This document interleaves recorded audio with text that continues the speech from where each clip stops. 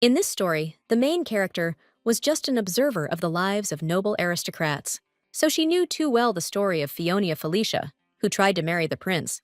But the heir to the throne, named Rita Ortus, decided not to trust this girl. Few people knew that in fact this guy's heart had been taken for a long time, but he kept silent about it.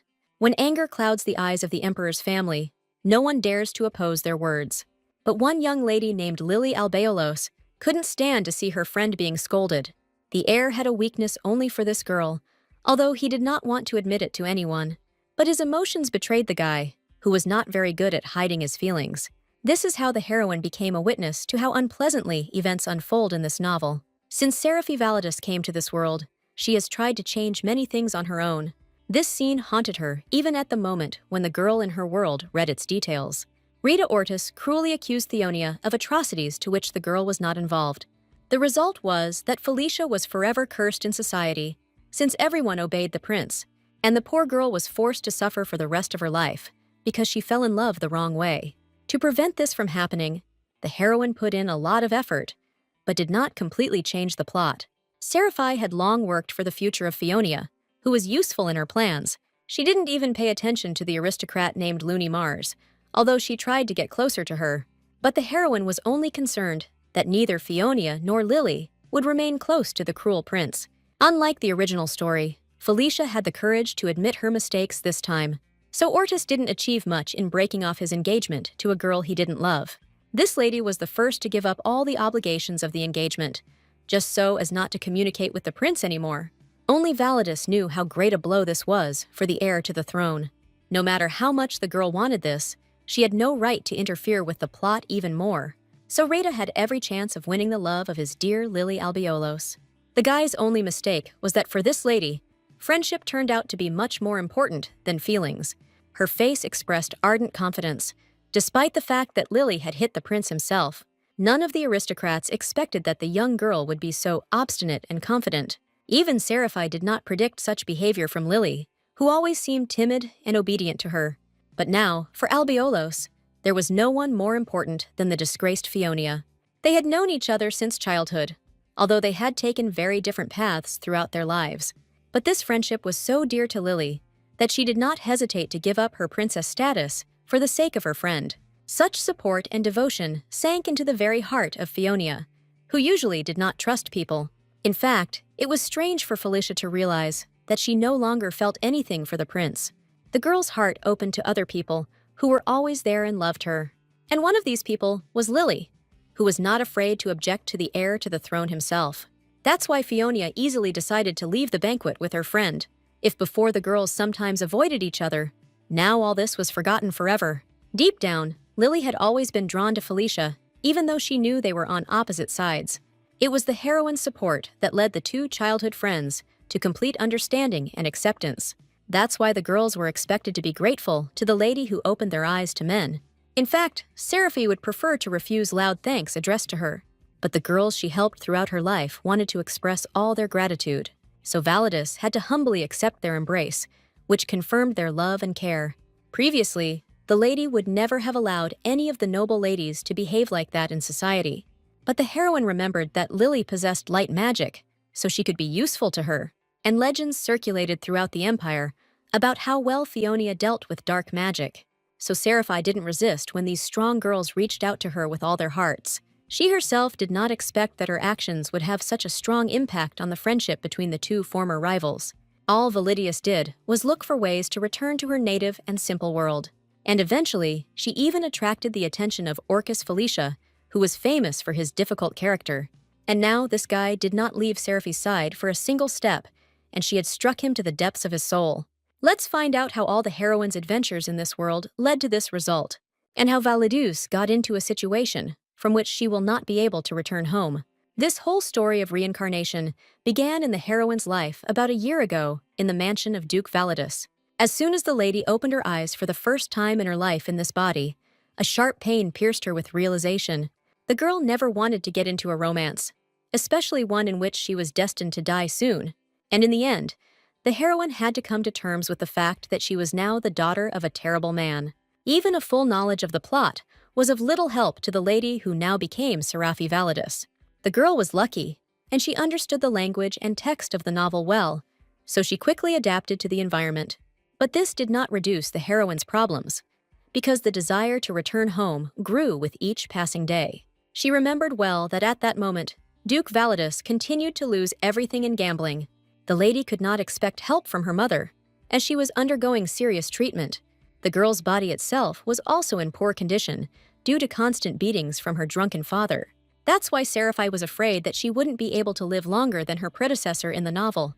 The saddest thing was that the Duchess was not in a position to demand a divorce from her husband, and intimacy with her father will in any case lead the heroine to die at his hands.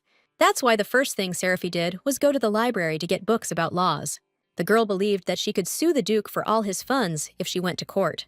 But the search turned out to be much more difficult than Validus thought at the very beginning of this long journey. The heroine didn't know the laws of this world at all, so she had to face problems. One of those days, the lady got lucky for the first time in her life and met a handsome guy in the library. It was a young man named Carl Iris, from a fairly wealthy and famous family in the Empire. The girl could only dream of such a meeting, since the guy had always been a good knight. So the lady felt comfortable in his presence, although she was used to not trusting any man. However, now Seraphie would not mind any help, because she had very little time left. Luckily, Carl was one of those people who could never refuse a lady when she needed help. That is why he nobly put aside all his affairs for the sake of a girl from a good Validus family. What struck the young man most was the volume of books that the little-known lady had chosen for herself. But Seraphie was so serious that she commanded the respect of everyone around her. As a result, Iris became so interested in the affairs of the Duke's daughter that he stayed with her until the very end. And this kindness from the knight played into the heroine's hands, who managed to figure out how to use it. Of course, Seraphie wasn't a bad person.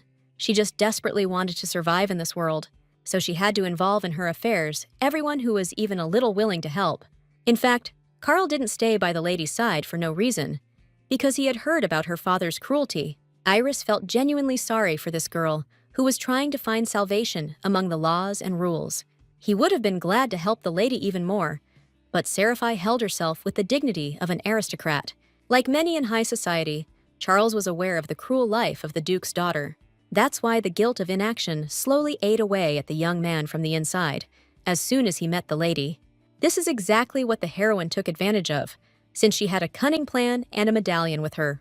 The girl needed the guy to return this thing to her at a certain time and in the right place. Like a true knight, Carl could not refuse, although this whole story seemed strange to him. But the guy wanted to ease Seraphie's suffering so much that he promised to fulfill her request. This is how the heroine got a chance to survive in this story that predicted her imminent death. But the lady did not stop there, as she needed support from her devoted servants. Miss remembered that Duke Validus had mocked them too, although to a lesser extent. So Seraphie had every chance of winning over his assistants to his side in this matter. Naturally, the butler was shocked that the girl was planning to kick her father out of the house. Before, no one dared to complain about the rule of the man who led the entire Validus family. But his actions outraged many, so it was time for Seraphie to act. In fact, the assistant had long been waiting for the moment when the Validus family would begin to develop properly. And in the young lady, he saw a chance for salvation, because she was the best copy of her terrible father. The butler did not hesitate for long about whether it was worth betraying his master for the sake of a good future. The confidence in Seraphie's eyes told him that this girl would be able to save her family. But the old man's fears were so great that the maids quickly noticed changes in his behavior. The butler did not believe that the Duke's daughter would be able to win back anything from her cruel father. Meanwhile, the heroine had already begun to act, although she had not fully convinced the servants of her plan. But in a short time, the girl was able to collect money, since she knew a lot about the future. And the lady decided to start by slightly increasing the wealth she had already acquired. Of course, the miss took the butler with her, so that he could witness her incredible success. But the man had no idea that Seraphie would turn to various bets for help. The girl started everything by buying lottery tickets, ignoring the old man's anxiety. No matter how hard the butler tried to reason with the young lady, she did not listen to a single word he said. The heroine remembered perfectly well which tickets were the winning ones, so she took advantage of this, while the assistant's heart was ready to burst from fear, because they could lose a lot. He was most worried at the moment when Validus put all her last money on the line. The old man was sure that it was impossible to win in matters that were connected with luck and fate. But the butler had to come to terms with the fact that Seraphi had long since grown up and did not listen to his advice. No one knew that the heroine behaved this way only because she was confident of a big win. All the old man's worries disappeared the moment the girl returned to him with increased wealth.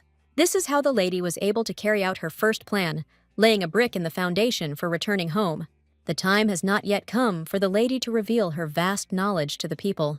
She understood that no one in the empire would be ready for the truth about reincarnation among people. Everyone around trusted only the emperor and his heirs, as well as the main families among the knights. All the leading figures in the empire would periodically gather for small talk with Prince Esther Ortus. The boy was renowned as one of the wisest heirs, although he had little claim to the throne. Orcus Felicia, who always chose his own life, also listened to his opinion. This time, the guys were looking into the case of Seraphi, who wanted to take all the rights to rule from her father. And Esther was confident that with a little luck and courage, the girl would succeed. Unlike his friends, Karl was very worried about Validus, who had planned a difficult task. He never regretted accepting the lady's medallion to help her in the future. Everyone knew very well about Seraphi's life, but people continued to do nothing because of the Duke's influence. But Iris was tired of feeling guilty and helpless because it was customary not to interfere in other people's affairs. Meanwhile, the assistants were also actively discussing Validus's behavior, which had changed significantly. They were worried that the young lady had made a lot of useless things in a short time. But in fact, the heroine was preparing hard for the trial with her father and was collecting evidence.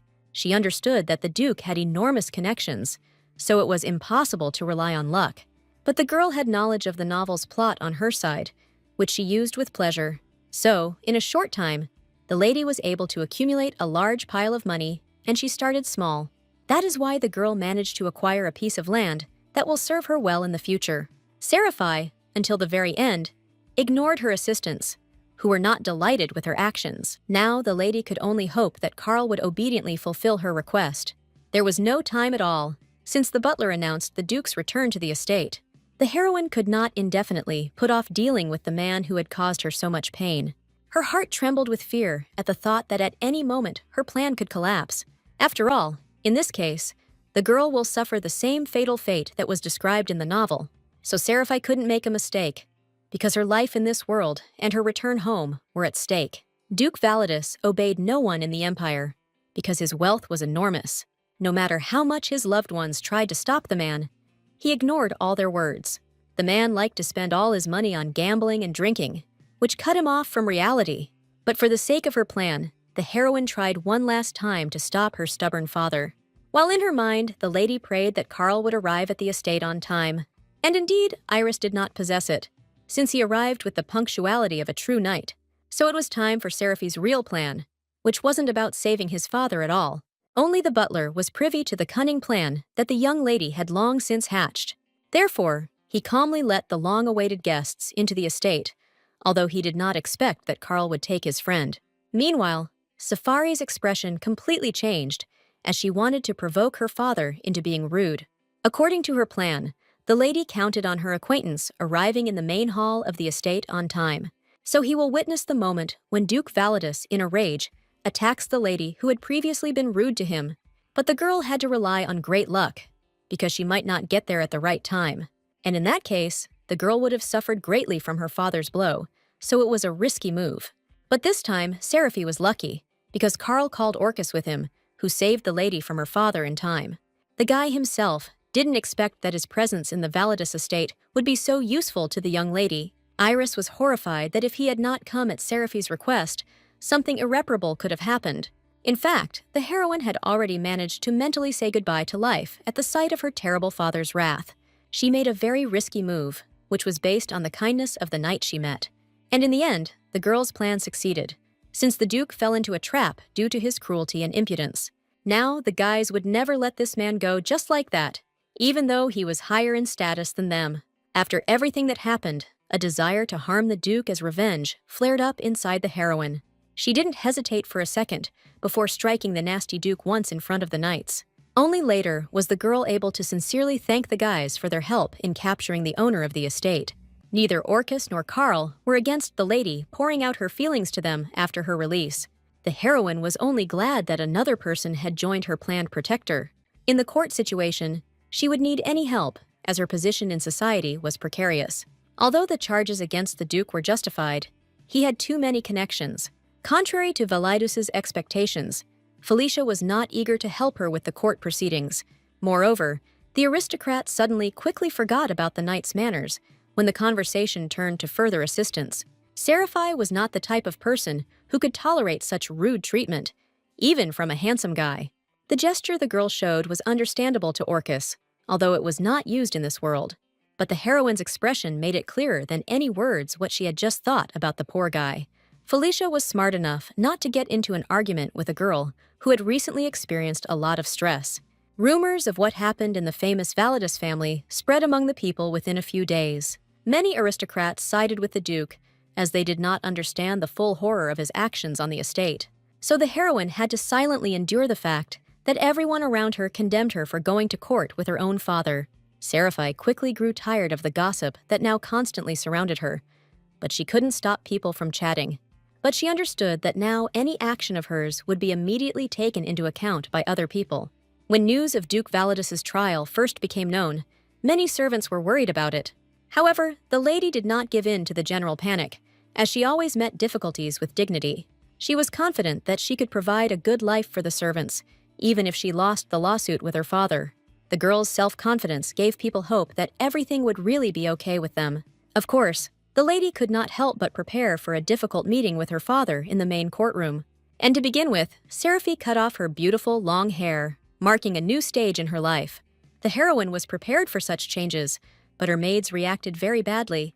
But if a girl asked the opinions of others, she wouldn't do many things. That's why Seraphie even allowed herself to go for night walks when she couldn't sleep because of the thoughts in her head.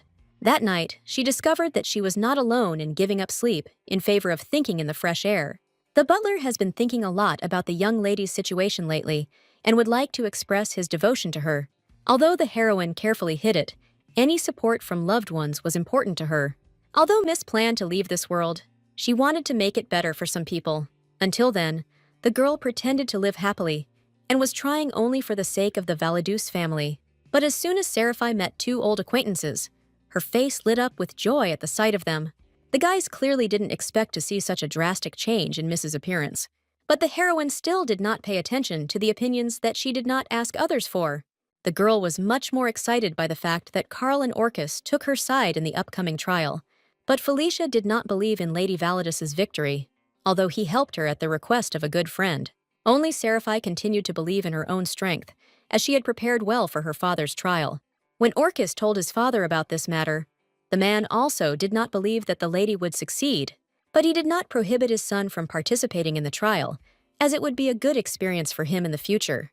So the guy did his best to make sure that Lady Valedius would try to win in court. But the heroine didn't need consolation from a guy who himself didn't believe that anything would work out between them. It was not without reason that she gathered influential knights around her, because with their support, her chances of victory increased.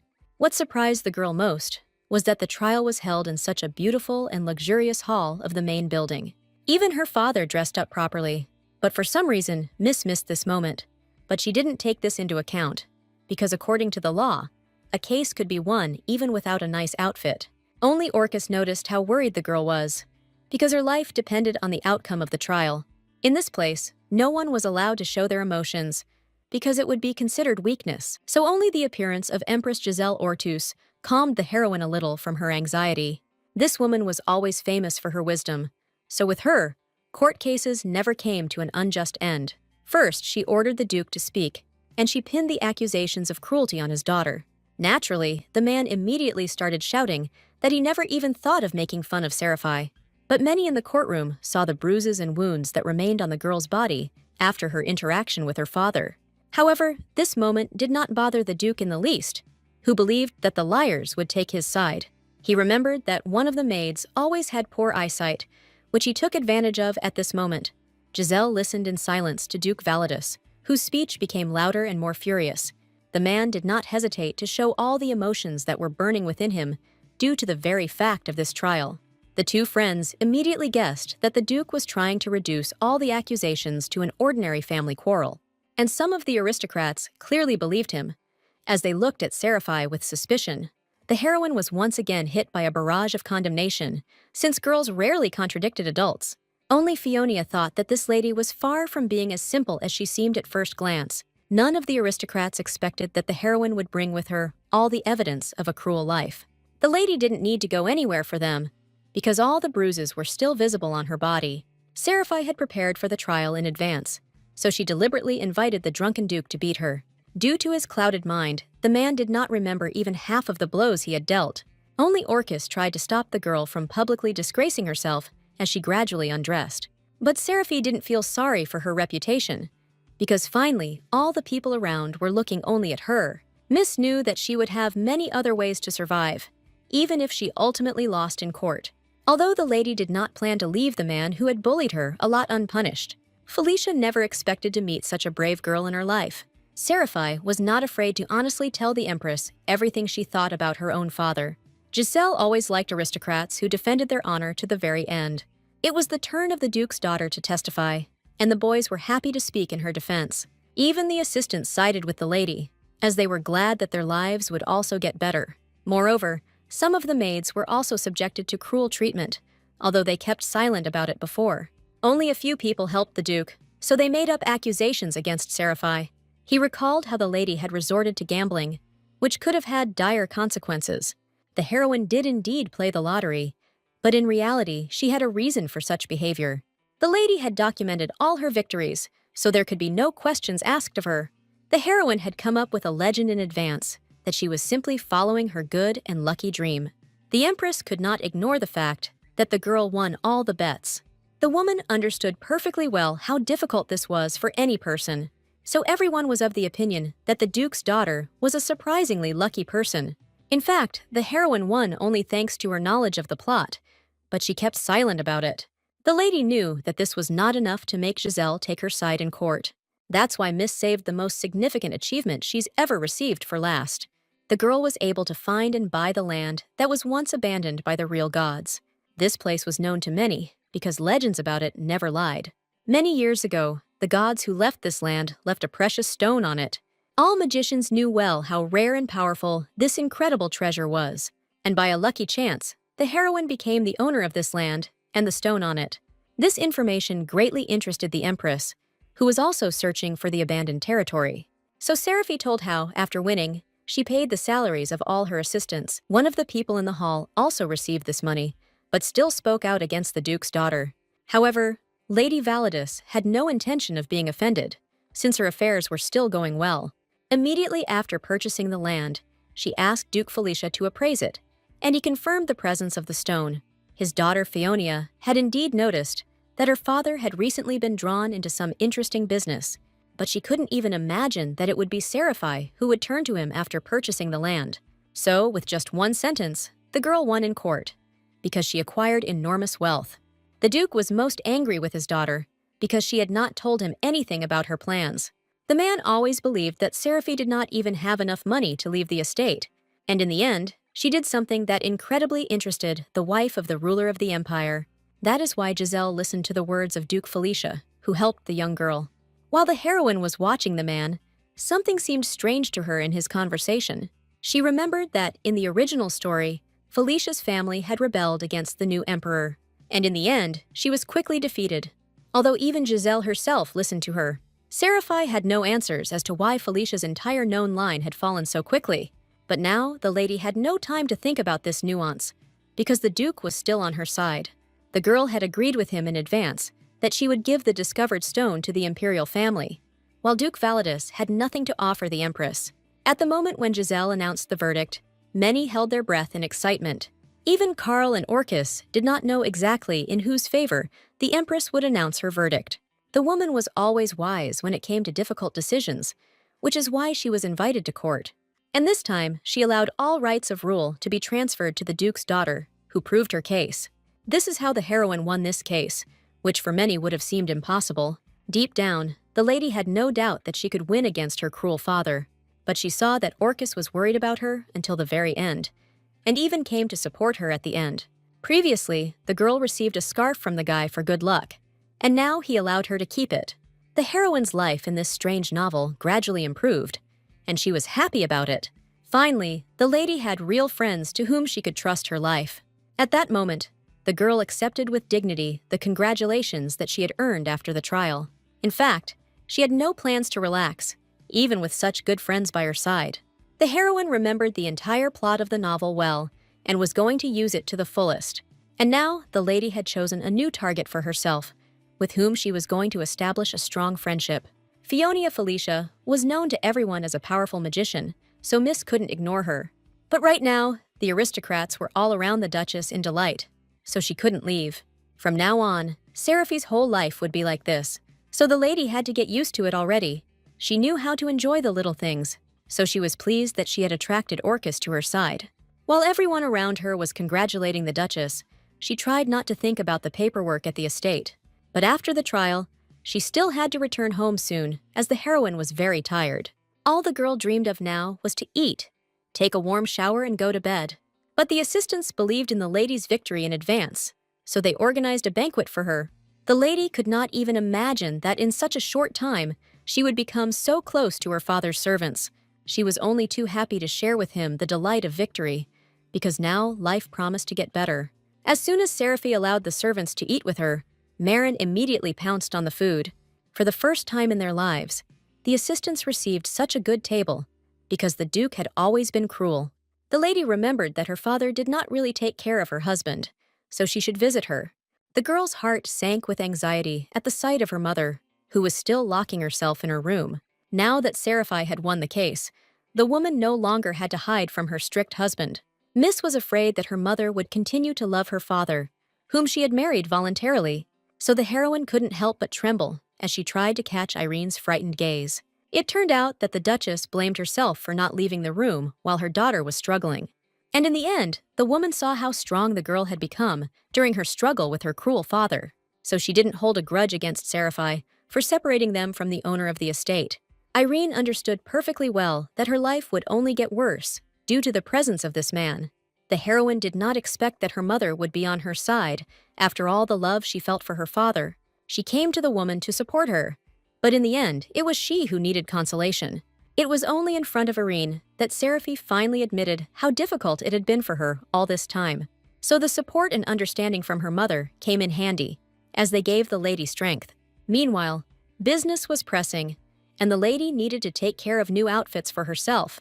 The maid, Marin, had identified this problem in advance, and therefore suggested going shopping. The heroine was surprised by how happy this assistant was about their first walk together. It turned out that the maid had long dreamed of this, but the previous duke did not allow anything like that. And now life has become much easier, because there was no overseer standing over Seraphi's head. Only now did the lady realize how much she had changed everything in the estate just by driving out her father. As soon as she arrived at the store, she met two friends who often walked together. What Seraphi was most happy about was the opportunity to become friends with Fionia. She already knew Looney, and now there was only one girl's heart left to melt. Judging by Lady Mars's joyful look, she herself wanted to strengthen her relationship with Validus. So the Lady with Friendship's plan was much easier to implement than she initially expected. The heroine remembered a lot about Looney, who played a significant role in the original plot. Her wedding with Carl spread throughout the Empire, because this couple truly loved each other. It was a pleasant bonus for Seraphi that Mars got along well with Duke Felicia's daughter. That's why Validus tried to maintain good relations with the talkative aristocrat. But Luna's joy at the meeting was so uncontrollable that it almost swept away Seraphi. But thanks to this, Fionia finally paid attention to the girl who won the case against her father in court. She personally helped the heroine with her outfits as a sign of respect, since she had never met such ladies before. True, over the next few days, the heroine heard nothing more from Felicia.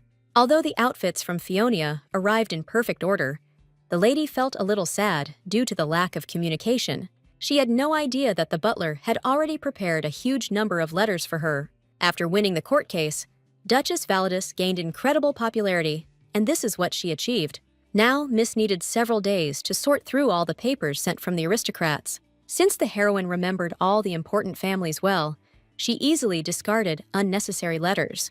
But one envelope still made Seraphi stop at it, because it spoke of a marriage proposal. She was aware of the structure of the emperor's assistants, which included several noble families, and among them was Baron Caetio, who encroached on the possessions of the young Duchess Validus. This henchman of the crown prince began courting the girl immediately after his victory in court. It got to the point that his letters could be used to fuel a fireplace due to their huge quantity.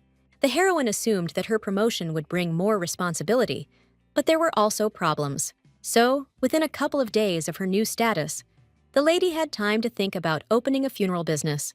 She was so preoccupied with how to get rid of Baron Cadio that she didn't notice the man next to her.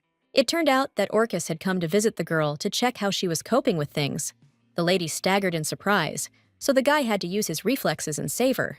This is how Felicia suddenly helped Seraphi stay safe, because the fall could have harmed her. No matter how grateful the heroine was to the knight, she had no time to thank him for this. Every few days, Orcus came to the girl to decide what to do with the land of the gods. He managed to get some support from the Tower of Magicians, but even that was not enough. Although Seraphi was familiar with the plot, she knew very little about the laws and rules of this world. And from the very beginning, this seemed strange to Felicia, who noticed gaps in the girl's knowledge. The heroine was surprised even by the most ordinary documents that were revealed to her during her work. But this lady somehow miraculously won the case, but she couldn't sort out the affairs of the estate.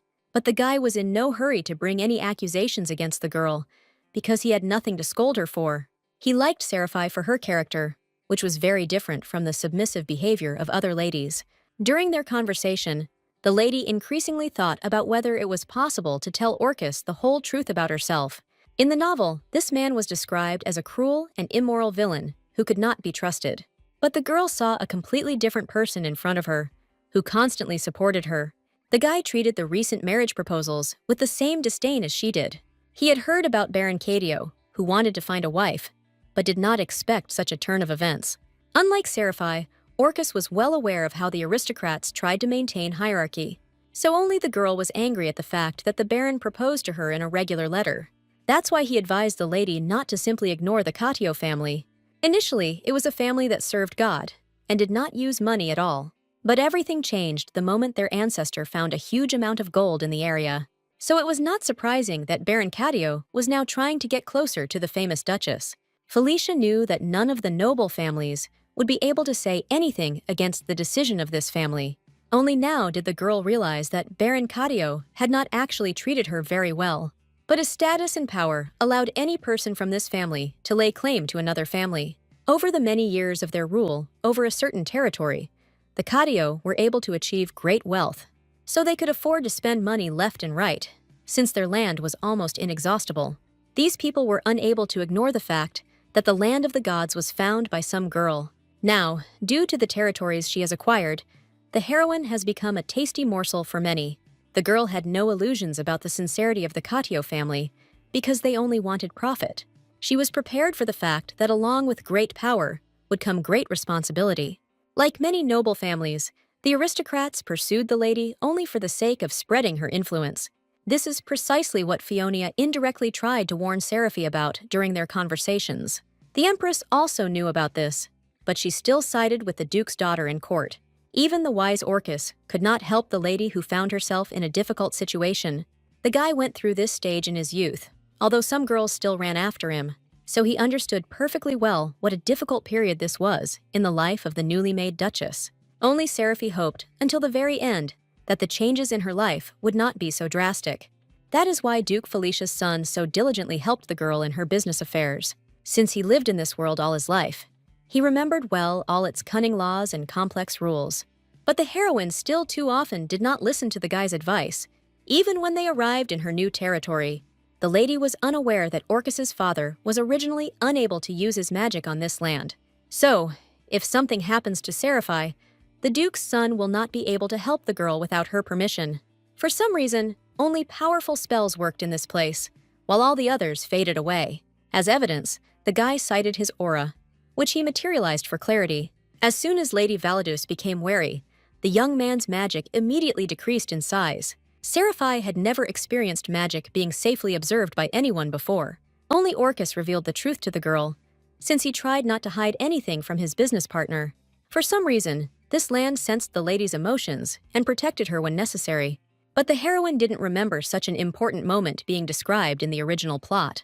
Much of what was connected with Felicia's family was already radically different from the story of the novel.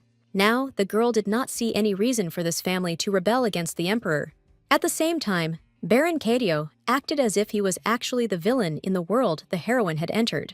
All this led Seraphie to the idea that her actions greatly changed the plot as it unfolded. So she had a real chance to save the guy who seemed like a good person. A few days later, young Fionia also had some small adventures. The girl always carefully avoided communication with the emperor's family, but Esther seemed to follow her everywhere. The duke's daughter was sure that the heir to the throne had come to her brother, but for some reason remained in the living room. It turned out that Ortus didn't want to see his friend training, so he preferred more beautiful views. But the lady was not eager to keep company with a man she considered impudent. No matter how many times Esther tried to get along with this girl, she always ran away from him. While her betrothed openly complimented Luna, who happily accepted them, Esther felt sorry for Fionia. But he had no right to interfere in the affairs of the girl who was his friend's sister. It was at this moment of regret that Orcus appeared in the room, having finished his training. Both children of Duke Felicia were similar in character, as they treated the prince in the same way. The guy behaved this way because he was tired of his friend constantly collecting reports. Esther himself was not happy that his parents forced him to keep a closer eye on his close families. He tried to do everything to prove to Rita that he had no claim to the throne in the future. In fact, Esther was one of those who helped Seraphie during her difficult trial with her father. Unbeknownst to the others, the guy had spoken to his mother beforehand, so she was loyal to the girl. This is one of the reasons why the heroine managed to obtain the title of Duchess, which would have been impossible for others. That's why he demanded from Orcus any information he could bring back to the palace. Of course, Esther still supported his friend, so he didn't tell his parents everything, but he was only too glad to tell them the harmless news that the land of the gods was now empty. Even Felicia's family would take several months to fully develop this territory. Until now, everyone around was surprised by why only Seraphie paid attention to this land.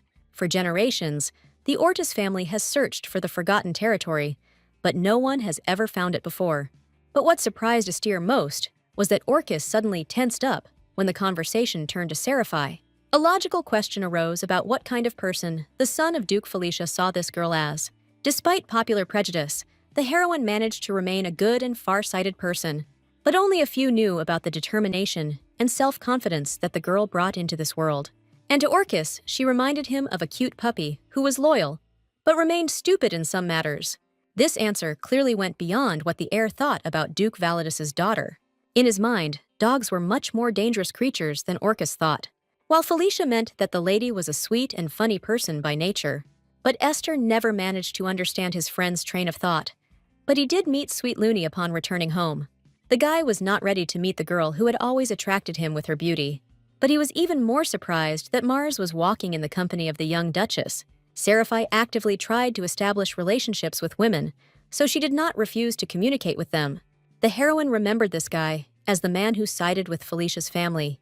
For this reason, he also suffered a defeat in the plot, as the rebellion was suppressed. Looney showed everyone her joy at meeting Seraphie, whose character she liked.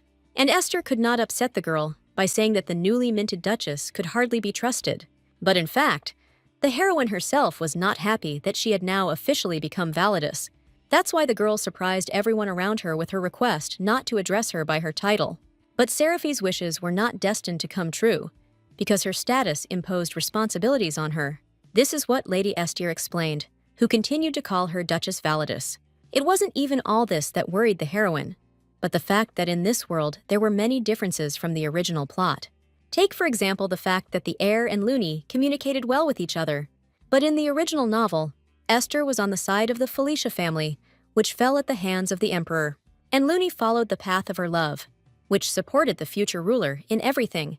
Such a number of discrepancies greatly stressed the girl out, so she couldn't find answers. She understood that some piece of information could well have been missed by the author in the plot, and the feeling of helplessness before fate did not give rest to the lady who wanted to return home. Until then, Seraphie had to pretend that she was quite happy with her current life. People around could not even imagine what kind of drama was happening in the soul of the poor heroine. While it was strange for the lady to try to fit into the noble society that was only in this world, she remembered the basic rule that all aristocrats loved aesthetics and taste. But no matter how closely Seraphie looked, she could not see all the sophistication of the expensive paintings. While Looney was running around the entire exhibition and happily choosing paintings to take home, Mars always liked to acquire something new, and she already had her own collection on the estate. So it was Mars who remembered that the gallery also contained undervalued works. The conversation was about little-known artists who patiently waited for their patrons. Although Esther respected the work of these people, he had no right to help anyone on behalf of the emperor. Of all the company, only Seraphi had the opportunity to support artists without risking themselves. But the lady was not attracted by any of the paintings that were so carefully arranged. Looney and Esther had long since gotten used to the fact that many of their drawings were simply thrown into the trash. But the heroine was sad to realize that without support from above, no artist could survive. It took Looney a long time to notice that Seraphi's face suddenly brightened at the sight of the painting. It turned out that the girl found her talent in a place where she had never planned to look before. But the painting that lay peacefully on the table now attracted the lady's attention to the depths of her soul. As a result, the heroine surprised the butler by buying all the paintings by the unknown artist. The girl didn't see any problem in bringing them in a regular travel suitcase. Seraphi fell so deeply in love with the work of an unknown artist that she decided to support everyone else. Of course, the girl did not take care of the paintings herself because she had maids, so the lady relied entirely on her assistants, who knew how to handle such things. But the girl's first reaction was mixed, because they had heard about the cost of the paintings. However, Seraphi quickly calmed them down with a lie that these particular jobs weren't worth much. The maid's mood changed rapidly as the Duchess told them about her affairs. They would like Orcus, whom the girls respected with all their hearts, to come visit soon. Even the cooks at the estate tried harder for him, although there was no need for it. The guy amazed everyone around him, not only with his appearance, but also with his amazing manners. That is why the maids considered him an ideal candidate for the role of the Duchess's future husband. But the heroine herself didn't even think of considering her business partner in such a strange light. She couldn't even imagine that the maids had such a wrong opinion about her friend. Seraphi herself did not perceive the son of Duke Felicia as a person she could rely on in the future. That's why she denied all the rumors that she felt good next to the young and handsome Orcus. Soon the lady received a long-awaited guest in the form of a famous artist named Adar. The guy immediately began to tell how glad he was to meet his patron in the form of the Duchess. He hadn't had such luck for a long time, and yet the young man appreciated all his skills. Seraphi never thought that the artist she chose would be so talkative. This man did not stop talking for a minute, which even made the heroine's head hurt a little. What the girl didn't expect was that Adar would somehow know the cost of all the paintings. The guy accidentally let it slip that he had been told about the lady's patronage of others. This meant that someone in the gallery had disrespected the lady's wish to keep a secret. She realized once again that she could only trust those who served her in the estate. So Miss reminded the arrogant artist that she had not yet decided on her ward. But all this time, Adar was sure that the Duchess had already chosen him long ago. He wanted money so much that he didn't consider other options, so he came to the estate himself. But because of this, the heroine began to doubt whether she needed such a talkative person. The only thing that stopped the girl from rejecting the guy was that hair was highly valued in the empire. So any works with such motifs will sell for a lot of money in the future. That is why Seraphi placed so much hope in the work of an artist who was still unknown to anyone. Of course, before signing the contract, the Duchess needed proof of Adar's skills, so she personally supervised his work, since she could not afford to make a mistake in this matter. Even the butler watched with interest as the artist created his next work. Faithful maids ran around the guy to make it easier for him to create incredible beauty, and only Seraphi remained calm and silent throughout the entire time. From the very beginning, the girl suspected that there was something wrong with this artist. As soon as he finished his work, he again began to talk about the patronage of the Duchess. Adar did not expect that Seraphi would suddenly change his mind and kick him out of the estate for a while. The guy was upset by this situation and didn't even understand what the matter was. The heroine did this only because Adar's painting was very different from hers. As a result, the girl couldn't get this strange situation out of her head for a long time. It all got to the point where she missed some of the information that Orcus had so carefully conveyed to her. Only now did the lady notice how handsome and gallant the guy was. But even all his knowledge was unable to help the girl understand the problem now. Although Felicia was always willing to help, there was a limit to his ability in the Empire. That's why Seraphi hid the recent incident even from her close business partner. The heroine was very outraged by the fact that the gallery sent her a completely different artist. She didn't know for sure whether any of the film executives were involved in the incident, or maybe Adar himself lied to everyone around him, just to quickly get influential patronage. None of the aristocrats were allowed to tell about this, so Orcus knew nothing. This guy saw the young duchess as a completely different person, one that she did not consider herself to be. It was because he would forever remember the expression on Seraphi's face when she fought with her father. Only the heroine was able to boldly look into the face of the Duke, who had mocked her for so long. There was not a drop of fear in the girl's eyes, which was typical for victims of beatings and humiliation. Seraphi herself didn't even pay attention to how she looked to everyone else. She was pleased by the fact that she did not seem like a weak and stupid girl, at least to her partner. Since her rebirth, the heroine has tried to do everything to improve her reputation and status. And only now, Orcus confirmed that Seraphi has achieved a lot in just a couple of months. All this time, the heroine forgot that she should pay attention to her achievements. Only the words of people from the outside could bring the girl who was longing to get home to her senses. But she should have remembered that now she could live peacefully in this strange place. Only when a girl comes to terms with her thoughts and desires can she be happy.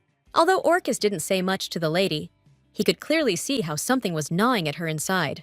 This made it even more pleasant for him to see the sincere smile on the young duchess's face. The guy supported this miss from the very beginning and was not going to change his decision. So for the first time in her life, Seraphi felt warmth spreading throughout her body due to her friend's care. The lady still had to find the artist, whom the owner Indira for some reason hid from her. That is why the next time the heroine came to the gallery, she was in the company of Duke Felicia's son. Miss had no doubt that the presence of such an aristocrat would greatly simplify her search. But the gallery owners still invited Adar Sur, even though Miss no longer trusted this man. But for this case, Seraphi had come up with a cunning plan in advance that no one could stop. Miss personally approached Indira to have him witness her sealed drawing. The heroine remembered well how all the paintings were transferred to people for transportation. So this sketch arrived at her estate with a seal, which the girl did not even open. She needed all these steps in order to catch the artist in his lies in time. After all, the heroine was sure that he would not be able to repeat the picture that was sealed. Adar also understood this perfectly well, which is why he began to refuse additional verification. But Seraphi had no intention of accepting an unknown person under her protection. In this situation, Orcus supported the girl, and she was glad that it was not in vain that she took him with her, so Adar had no choice but to try to prove his skills. As a result, what the artist wrote could indeed be worthy of good praise. But Sur was not the man whose paintings had touched her soul so deeply. As proof, the girl revealed the work that she had kept secret all this time. The gallery owner could not deny the fact that the painting styles of these paintings were different. Of course, the Duchess had no reason to lie about the kind of artist she was looking for, but the girl didn't like the accusations of lying, because Adar defended himself to the very end. She had to resort to quiet anger to quickly calm the angry artist. The lady blamed only the gallery owner's assistant for sending the wrong person to her. But the girl did not admit her mistake, because otherwise she could very well lose her job. This whole situation happened to aristocrats for the first time in their lives, so there were no decisions yet. As the owner of the gallery, Indira was forced to take full responsibility for the mistake. The man was uncomfortable admitting the fact that such a thing had happened behind his back. Whatever Adar shouted now, none of it mattered to the gallery owner. Now his assistant faced a serious conversation, although she hoped that the deception would not be revealed. Seraphi wasn't going to let people who were trying to deceive her in an important matter go so easily. She knew that Sur was not involved in this matter for nothing, although he tried to play the victim. Suddenly, Indira's assistant burst into tears, because she knew the truth from the very beginning. She wanted to deceive the Lord and the Duchess in the hope that everything would go well. This is all because the lady had been in love with Adar for a long time, but no one wanted to patronize him. That is why Miss decided to take such a difficult step, for which she had to ask forgiveness. As a result, everything went to hell in the life of the assistant, who fell in love with the wrong man. In this situation, Seraphi could not help the lady in any way, although she understood how difficult it was for her. Out of desperation, the girl clung to Adar, for whom she was ready to lose her job. At the last moment, the heroine noticed that the guy did not recognize this lady, although she helped him, so the girl's body acted faster than she had time to realize her movements with her thoughts. The heroine immediately pushed away the artist's assistant, who dared to raise his hand. Adar rolled back several meters from the blow, as he didn't even have time to defend himself. The rage on Seraphi's face frightened him so much that the boy did not dare say another word. More than anything in the world, she hated those who dared to offend weak and helpless people. It is unknown how far the lady would have gone in her anger, but Orcus stopped her from getting into trouble in time. This artist was already punished by his obscurity, so it was enough to send him away. No matter how much Idar extolled himself, reality was cruel and fair to him, so it was no surprise to Seraphi that for many years the aristocrats ignored Sur. Only one poor assistant took his side, simply because she was moved by his feelings. But even this did not teach the young man anything, who considered his skill to be at the highest level. He painted similar pictures so many times that he could repeat any of them with his eyes closed. That's why it was a blow to Ader that his skills were only slightly above mediocrity. The heroine personally saw what true masterpieces of art should look like. When she stood in front of them, something good and pleasant seemed to blossom in her chest. These are exactly the emotions Seraphi experienced when she found an unfinished sketch by an unknown artist. But the reality was that most people never made it into high society, and Adar belonged precisely to this crowd, although he tried to pretend to be a great man. So it came as a surprise to everyone that the heroine decided to patronize Sura. Indira was most surprised by this, because Adar's level was indeed too low. In fact, Seraphi did this only to protect the girl from being beaten. She understood perfectly well that it was on her that the artist would vent his anger and malice. Even the gallery owner had no idea how poorly his faithful assistant had lived all this time. That is why Duchess Validus helped both Idar and the lady who was in love with him. Now the assistant could finally be free from the artist's oppression. Even Indira understood how risky such patronage from the Duchess was. So Seraphi acted wisely when she made several demands of Adar at once. The guy clearly didn't expect that he would now have to somehow miraculously sell his paintings in galleries. Otherwise, the owner will ensure that the patronage agreement is withdrawn. The owner was delighted that the Duchess did not punish the artist in any way. If Seraphi had wanted, this whole story would have quickly spread across the news. But the lady was more pleased to be known as a duchess who understood art. That is why she spent so long looking for the very artist who painted those pictures. The girl was obviously modest and timid, since she did not even dare raise her eyes to Lady Validus. Her name was Via Probi, and while she was painting, she never sought popularity or recognition. The artist always expressed her thoughts on paper in order to ease her soul. In fact, she gave up her pursuit of fame only because of constant condemnation. For some reason, all the aristocrats around thought that Via's paintings lacked tact and dignity. So soon the girl got tired of being repeatedly refused patronage and support. But hope had not completely died out inside Probi, so this time too she tried her best.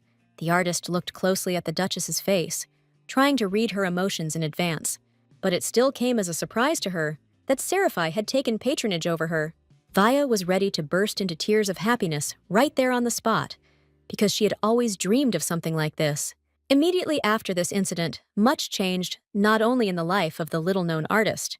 The young Duchess was at the peak of her popularity, as many people wanted her approval.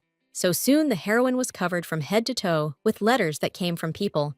Meanwhile, the girl was only busy with the improvement of the land that the gods had once abandoned.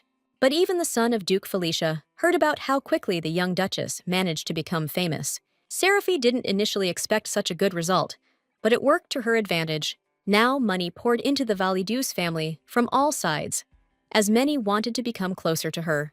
So, if she wanted, the heroine could easily have deposed any family close to the emperor. Luckily for all the aristocrats, the girl didn't have such a plan, because she wanted to return home. The only thing that bothered her was that marriage proposals continued to come. But at that moment, the maid reported that Fionia had completed all the preparations on the territory. So finally, Seraphi and Orcus were able to get out of the carriage to see everything with their own eyes. The heroine did not have high expectations about Felicia's work.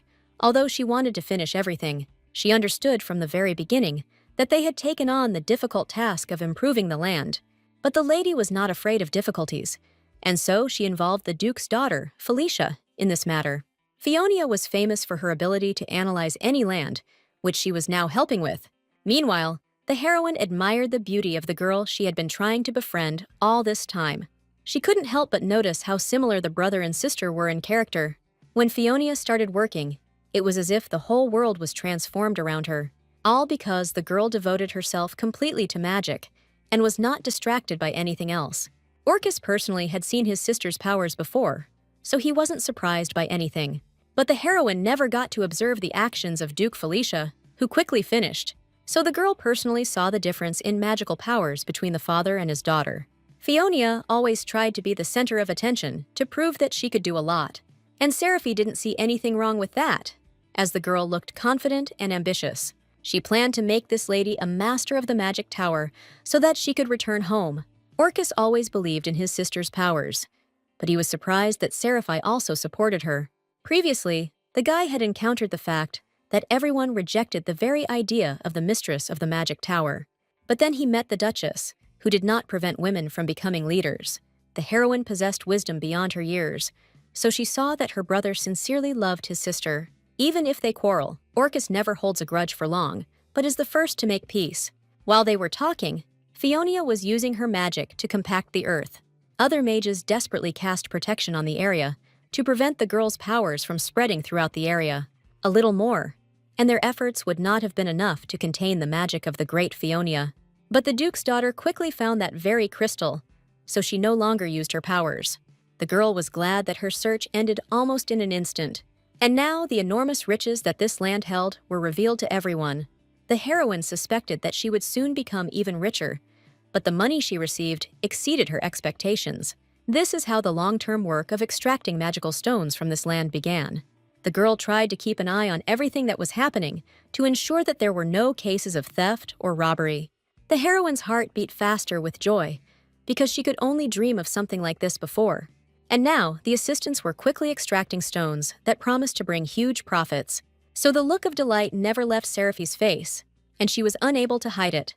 Only Orcus did not understand the full depth of the girl's delight as she gradually came to victory. All this would have been impossible if the heroine had not recently won the title from her hated father. And now, nothing could stand in the way of the Duchess, who was engaged in business on her territory. What pleased the lady most was the support from Fionia, with whom she tried to get closer. Until now, the heroine had spoken very carefully with this girl, who had a dangerous character, but Felicia's interest in the land was so high that she didn't plan to cause any trouble. The Duke's daughter had heard many times that this land held many secrets and mysteries. Like a true sorceress, Fionia was eager to solve each of them with Seraphi's permission. That is why she took the first step towards friendship with the young Duchess, who turned out to be smart. And the heroine could not miss this moment, since she had been trying to get closer to Fionia for a long time. More than anything in the world, she dreamed of talking to her about magic, because that way she could return home. It turned out that Felicia loved her powers so much that she would invite anyone to meetings about them, so she didn't make an exception for Seraphi, which proved her loyalty to her. This is how the Duchess caught Fionia, whom she had been afraid to approach all this time, on the hook. The girl's happiness knew no bounds, because now she was one step closer to her original plan. Her eyes shone with joy, revealing all the delight inside the young Duchess Validus. Only Orcus knew that everyone had to be careful at Lady Fionia's meetings. But the sister didn't see anything dangerous in the place where many magicians always gathered. Before Seraphi could even blink, the brother and sister began arguing with each other as usual. But on this land, the girl hoped not to bring discord that would negatively charge the area. Soon, the heroine presented the Empress with a gift in the form of a magic crystal she had found. For this reason, many aristocrats stopped doubting the girl's fidelity. Seraphi was upset to see their hypocrisy, because recently people had not paid attention to her, and now they were ready to pray as if to a goddess. Although Miss had not given them anything, she didn't give away this crystal just like that, because she hoped that she could avoid wars in the future. And then the lady will not have to lose such a good ally in the form of Duke Felicia's son, and perhaps the imperial family will not dictate its terms to everyone around so strongly. This is what the heroine hoped for so much, wishing happiness for everyone in this strange world. Most of all, she was worried about Fionia, with whom the heir would have to cancel the engagement. But, as future changes showed, this would not make Felicia turn away from her friend. But for now, all these events were too illusory for Seraphi to hope for them. It was enough for her that she was able to gain the Empress's favor for a while. Giselle always loved gifts, let alone the world's only magic crystal. However, Seraphi still had to choose her words carefully so as not to offend Her Majesty. A few days later, the Duchess received approval for any work on her property, so the girl only had a few riddles to solve, one of which was the strange feather. This thing had magical properties. as it constantly returned to the young Seraphi. But there was another incident that made the girl think about her future at the Validus estate. Even the assistants did not expect that someone would try to assassinate their duchess. If it hadn't been for Orcus's warnings, the lady might well have been seriously injured. It turned out that Seraphi had taken possession not only of riches, but also of something that could very well kill her. That's why the girl had so many reasons to think about what to do next. The plot in the original novel could do little to help the heroine, since there were no such events in it. So the girl suffered from powerlessness, because she could not help herself in this situation. No matter how hard the faithful maid Marin tried, her mistress did not get better due to constant stress. Only the paintings of the artist Proby were able to distract the young duchess even a little. Every time Seraphi came to see Vija, she was horrified by the unpleasant conditions of her life. But the girl had to hide her emotions so as not to upset the artist's little brothers and sisters. If only Validus had received permission from the parents of these children, she would have transported them immediately. Instead, she had to watch as people on Proby constantly argued over trivial matters. Seraphi didn't expect that her parents would send all of Via's money to her older brother's education. The poor artist was forced to keep silent about this so as not to quarrel with her beloved relatives. But the heroine was not one to tolerate such treatment of those she took under her protection. Seraphi was surprised that even in such conditions, Proby managed to draw beautifully. However, the artist herself saw how slowly her work was progressing due to the problems around her. Validus didn't beat around the bush because she came to talk about Proby's parents. She sincerely believed that their behavior was inappropriate, but for some reason, no one objected to them. Even Vaya endured all the humiliation and bullying, despite the fact that she brought money into the house. She did this for the sake of her younger brothers and sisters, because she could not leave them with their parents. Because of her strong love for her loved ones, the artist did not pay attention to their cruel actions. Only now did the heroine realize how wrong she had been when she had given Via a large amount of money. Judging by this girl's living conditions, her parents didn't leave her even a single coin. Proby might have run away from home if it weren't for her little sisters and brothers, who had nowhere to go. Validus sharply posed to the artist the question of what the patronage money was spent on. She wanted to hear the truth about the girl's parents spending everything only on themselves. In the end, the artist had to admit that she had no other choice within the family. Seraphi suspected that commoners might have debts, but not such a huge amount. Even the little children, who lived happily due to their young age, did not know about all this. In this situation, Via blamed herself for deceiving the Duchess and now losing her patronage. But the heroine had a different plan, because she wanted to take Proby with her to the Validus estate. She didn't even think of blaming Via, since she considered only her parents to be to blame for everything. But inside the girl, there were so many fears that she did not think about her own desires. If Seraphi hadn't brought Proby back to her senses, the artist would hardly have moved from her spot. And now she realized that she really could dream a little, because a lot of things were starting to come true. All this time, Via only wanted to create paintings that would touch the souls of most people. But all her life she felt unfair, because her older brother was always busy with his own affairs. And the girl herself couldn't even spend the money she received on education, as she had planned. Proby felt that her loved ones needed care, so she didn't think that she needed it too. After everything she had been through, more than anything in the world, she wanted to run away from home. But she thought about her younger children. At that moment, all the girl's true emotions finally burst out with a loud scream.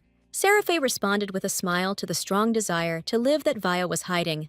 Validus had originally planned to take the artist with her, so everything worked out well for her. Only now did the heroine understand why the paintings of the unknown lady had attracted her attention so much. From the very beginning, she felt in them a mad desire to escape from the tiresome, cruel reality. That is why these drawings completely captivated Seraphi, who experienced the same feelings. Even if no one could yet understand the meaning of Via's paintings, they were still beautiful. Of course, the little ones heard all the words about their older sister being taken away somewhere.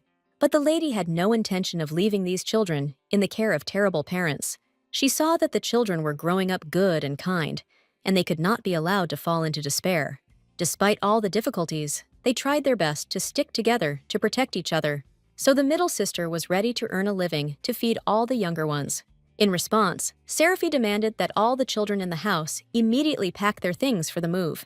In return, the Duchess wanted these children to fulfill all educational requirements. She intended to raise them to be educated people so that they would not have problems in the future. All children could only dream of escaping poverty and parental injustice. Of course, all the assistants were surprised to see new faces in the Validus estate. But the Duchess's decisions were not discussed, so the children now found a new and good home. Proby still couldn't believe that what was happening was real, because she could only dream of something like this. But she saw with her own eyes that the butler really did care about her brothers and sisters. So the girl had no questions left for Seraphi, who helped her in everything. Vaya was ready to draw all day and night, just to thank the kind aristocrat. Validus wasn't lying when she said she found solace in the artist's beautiful works. That's why she put so much effort into stabilizing the poor girl's condition. The lady has thought of everything down to the last detail, and her mother will be only too happy to teach the little children. The only thing the Duchess demanded from Proby now was that she no longer communicate with her parents. In fact, Vaya herself has long been tired of adults taking all her money. This is how a story that began with a small sketch led to the blossoming of an unknown artist. Naturally, the parents could not come to terms with the fact that all their children were taken to the Validus estate. The heroine was ready to fight back against people who were only worried about lost money. To illustrate, she pointed to the bloodstains left by those who tried to enter the territory. No matter what these people told her, the girl did not even think of returning the children to those conditions. In the end, the children went with her without a second thought, which must have told their parents a lot. But the common people refused to accept the fact that they would have to work until the very end. They had survived all their lives thanks to their children's work, but now they no longer had that source of income. Only Seraphi understood this, which is why she so stubbornly defended the poor girls and boys. If necessary, the Duchess was ready to go to court to take away her parenting rights. After a few days, life gradually began to return to its calm course. The children increasingly brought the Duchess beautiful flowers that they had collected on her property. But Seraphi didn't scold them, because she was pleased with such sweet signs of attention. She didn't expect to see that the children would so quickly become a favorite of her faithful maids. The assistant talked about even the smallest achievements of the children around the clock. So soon the heroine decided to personally ask her mother about how the training went. In recent days, Irene has become much better, because she has found a favorite activity. The woman always treated children well, and was only happy to share her knowledge with them. Seraphi could not hide her delight at the fact that all her plans were gradually being successfully implemented. Unfortunately, the status of a duchess imposed many obligations and duties on the young girl. Therefore, she could not devote much time even to her mother, although she had managed to love her. Validus felt better already because Irene was noticeably improving and no longer lost her temper. But the woman did not dare to leave her room, as her fears were great. However, the heroine had to leave the estate for a while, as an invitation arrived from Felicia's family. Her heart beat with joy at the sight of Lady Fionia, who invited Seraphi to talk. This girl always attracted Validus with her beauty and gallantry, which were few. So in her next reincarnation, the lady would like to be next to Duke Felicia's daughter. She tried so hard just to talk to Fionia that she couldn't calm down. Excitement took over all the heroine's thoughts so much that she could not think of a topic for conversation. But Felicia felt free while discussing her older brother's behavior and character. She had long noticed that only Seraphi received so much attention and care from Orchis. Like his sister, Phaonia was glad that her brother had finally become friends with another girl. At that moment, their conversation was interrupted by Looney, who suddenly appeared and was glad to see everyone. Felicia was surprised to find that Mars and Validus communicated surprisingly well with each other. Looney did not hide the fact that they had recently developed a common cause in art. While the girls were talking, all the other aristocrats gradually arrived for tea, and soon all the seats were taken according to the list, since every lady wanted to be present. Phaonia immediately announced that she had arranged this event only for the sake of the young Duchess Validus. But before, Felicia always organized tea parties in honor of her beloved family. Meanwhile, Duke Felicia's son was also having his own little adventures. He was given the responsibility of raising the dog Lala, who was always running away somewhere. She was bought only a few months ago, but the little one quickly charmed the whole family. As a result, even the Duke spent all his free time with the dog, which barked at everyone on his command. Although Lala did not look like a formidable dog, she still faithfully protected her owners. That is why she so easily won the attention of all the people who saw her. Whenever he looked at Lala, Okrisa always seemed to remind him of someone. The dog's restlessness and activity were enviable, but for now, everyone had to run after her. At the same time, the heroine had to fend off the attention of curious aristocrats. Each of them wanted to know how the girl was able to achieve such enormous popularity in such a short period of time. Among all the ladies, only one made the lady freeze in place with curiosity at the sight of her. It was Olin Kastan, whose family was no less famous than all those close to the emperor. The heroine was ready to swear that this lady had some significance in the plot, but she couldn't remember what exactly. Even Fionia confirmed the fact that the story of Duchess Validus was amazing and beautiful. What can we say about Looney, who supported everyone she considered her friend? The most pleasant thing for the heroine was to hear words of support from the Duke's daughter, Felicia. It was not without reason that many magicians respected her, assuring everyone around her that she would become the head of the magic tower. This is because Fionia possessed all magical elements except healing. White magic has always been opposed to dark magic, so their union was obviously impossible. Only Seraphi knew that the two bearers of different types of magic would eventually unite. Lily, who only used healing, was supposed to appear in the story soon. Validus waited impatiently for events to begin to pick up speed again, but she didn't expect that some white magician had already managed to stay in the imperial palace. No one in the empire would have allowed this except Lily, so the story had already begun to develop. But what surprised the heroine most was that Fionia had already managed to talk to Lily to check. Seraphi could not even imagine that the prince would turn to his bride to find out the intentions of his future mistress. Only now did she realize how much her actions had influenced the original plot.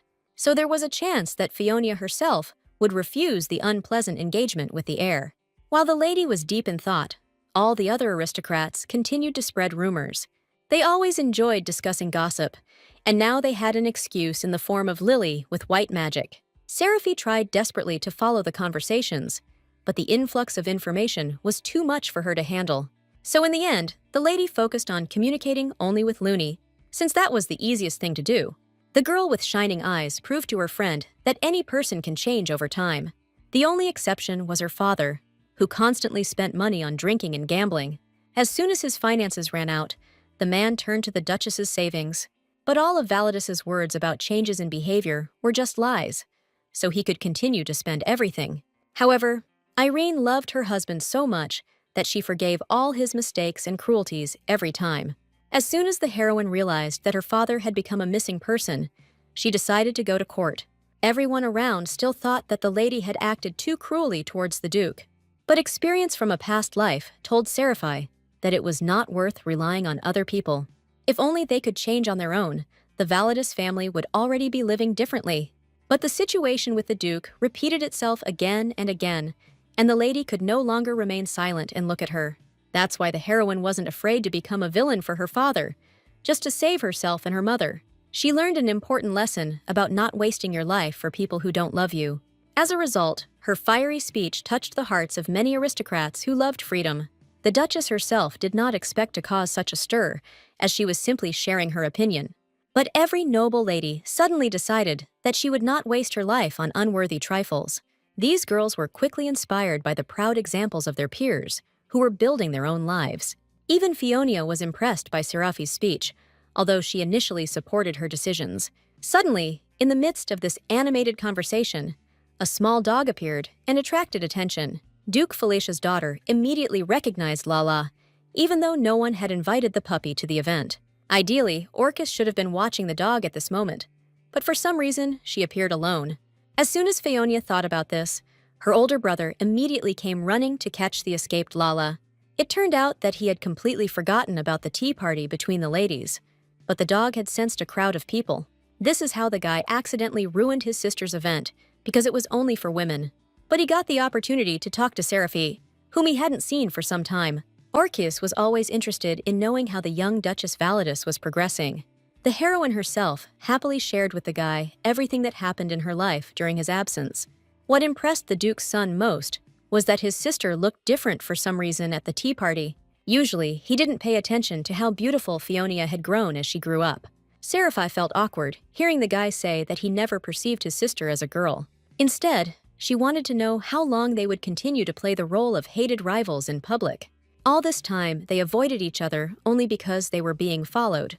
But Seraphi was getting tired of having to hide from the Emperor's supporters. The girl would prefer to openly declare to everyone around her that she and Orcus are doing business. But for now, they still had to be wary of all those close to the Emperor. Because of this, the heroine became increasingly filled with hatred for the ruler of the empire every day. Seeing the girl's angry emotions, the guy could hardly hold back a smile, because she seemed cute to him. The more he communicated with Seraphi, the more this lady attracted him with her character and actions. But only recently did the guy decide to officially reveal the fact that they were on friendly terms. There was no point in hiding their communication any longer, because Orcus wanted the heir not to dare touch Seraphi. Until now, the heroine needed the help of the Duke's son, because she knew so little about the hierarchy within the novel. The girl could no longer fully rely on the original plot, which had already begun to differ. She was bothered by the fact that Rita clearly had some kind of secret, so the lady was prying it out of Orcus. But the heroine did not expect that the Emperor's family concealed the murder that was committed by the hands of the heir. If the public finds out about this, Rita's reputation will fall sharply throughout the empire. Only now did the lady understand the reason for the uprising, which, according to the plot, was organized by Felicia's family. Few could come to terms with the fact that a ruling person was capable of cruelty and murder. Heavy thoughts filled Seraphi's mind, as she could not find a way to save herself. Her condition did not escape the attentive Orcus, who always tried to help the girl. So this time, too, he took her out for a shopping spree so they could take their minds off their worries. This is how the heroine found herself among crowded streets, which no longer frightened her with their constant attention. In fact, she had long wanted to look for some kind of gift for the Duke's son as a thank you. Although the guy was a knight by nature, what man could refuse such a severance offer? They didn't come to the cheapest gift shop, but the Duchess still showed miracles of generosity. Thanks to her skillful management of her business, the girl was able to buy a lot of things. Suddenly, at that moment, Lily and the heir, Rita, entered the same store. The guy was clearly trying to charm the girl he met just a few days ago. The heroine was unhappy that such a good day was suddenly ruined for her. Unlike Validus, Felicia was able to keep an expression of indifference on her face. Lily was also very alarmed by this meeting, as she did not expect to see anyone. She had already heard that Orcus's sister was the crown prince's fiancé. But the son of Duke Felicia himself did not think that young Albiolos would become an obstacle to Fionia's marriage. Lily always dreamed of getting to know the girl who wielded dark magic better. Since she lived outside the empire, she had never heard of Validus before. At the moment of the performance, the heroine was suddenly struck by a terrible cough as she was overexcited. None of those present could help the Duchess, who was behaving in an unacceptable manner in society. But now this little thing was the last thing that bothered Seraphi at that moment. Partly, she deliberately kept coughing to check Lily and Retta's reaction. The heroine has long been accustomed to personally verifying to what extent people correspond to the descriptions in the novel. After all, Orcus had long ago proven to the girl that there was nothing in common between him and his character. Besides, she needed to show the prince that she was on good terms with Duke Felicia's son. All this time, the heir thought that Orcus and Seraphi did not interact with each other in any way. And now they were choosing gifts together for mutual friends, which didn't look like the rumors about them. All this made Retu feel a terrible desire to run away, just so as not to give herself away. But it was perfectly clear to the two friends that they had greatly embarrassed the heir to the throne. In the end, Orcus chose a pair for himself to prove to everyone that he treats Seraphi well. The time has finally come for the couple to admit that they have a good relationship with each other.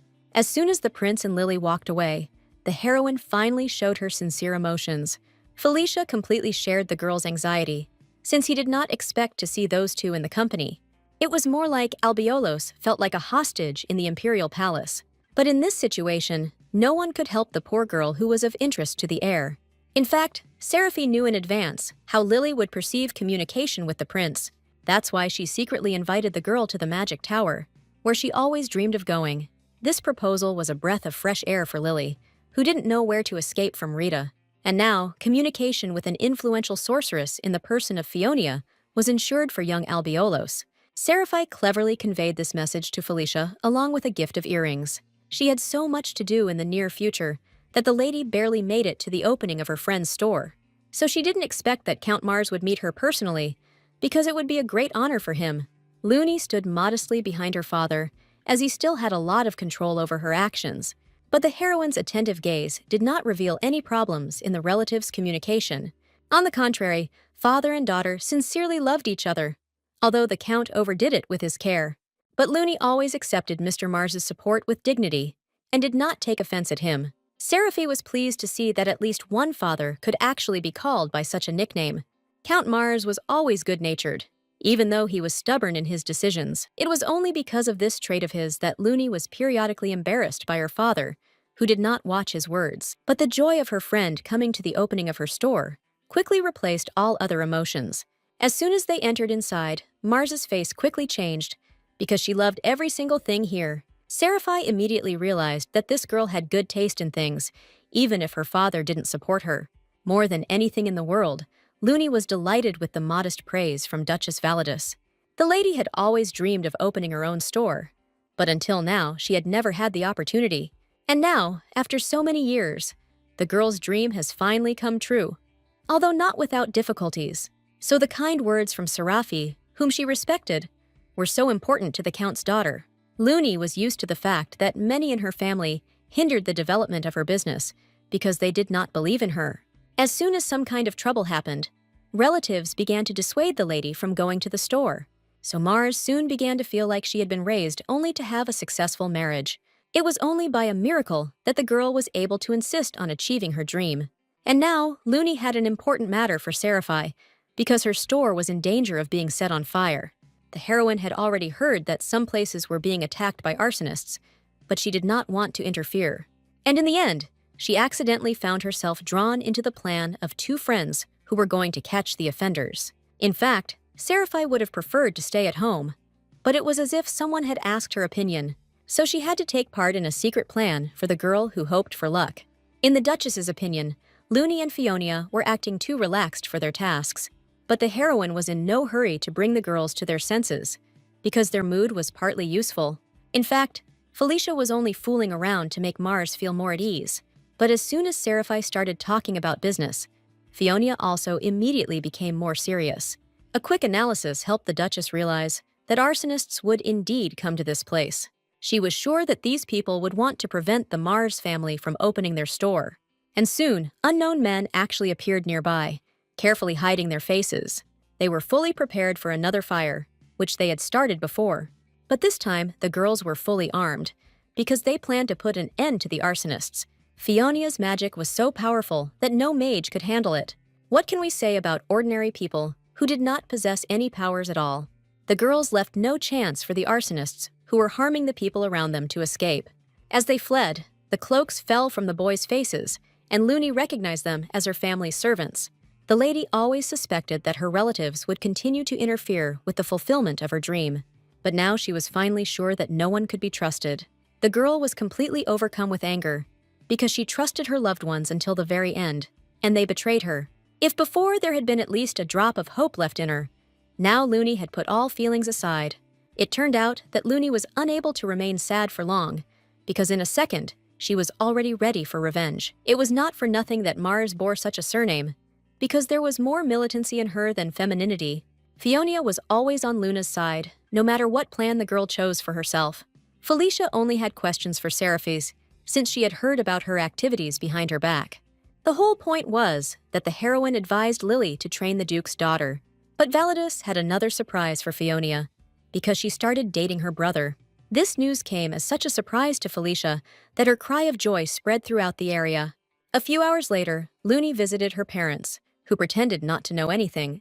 The girl used all her acting skills to blame her relatives for the trouble. She had to lie that she and Fionia and Seraphi were just walking near the store. Suddenly, the girls decided to take from him the registration book that Looney had left that day. There was no sign of trouble, as there were no other people in the empty building. And everything would have been fine, if not for the appearance of arsonists on the store premises. The heroine personally stated that they almost burned alive at the hands of unpleasant enemies. Even if Mars's parents had planned to set the store on fire, they did not want to kill their daughter. Fionia had a plan from the start to identify her enemies, as she possessed extensive knowledge. So, as soon as all the inhabitants of the estate gathered in front of her, the lady sprayed one pesticide. Felicia knew that if this product came into contact with residual heat, it would definitely leave a rash. So soon she discovered those same spots on the body of her friend's older brother. This terrible news quickly spread throughout the estate, because this was unacceptable. Other relatives did not feel any pity for the guy who was so easily caught setting the fire.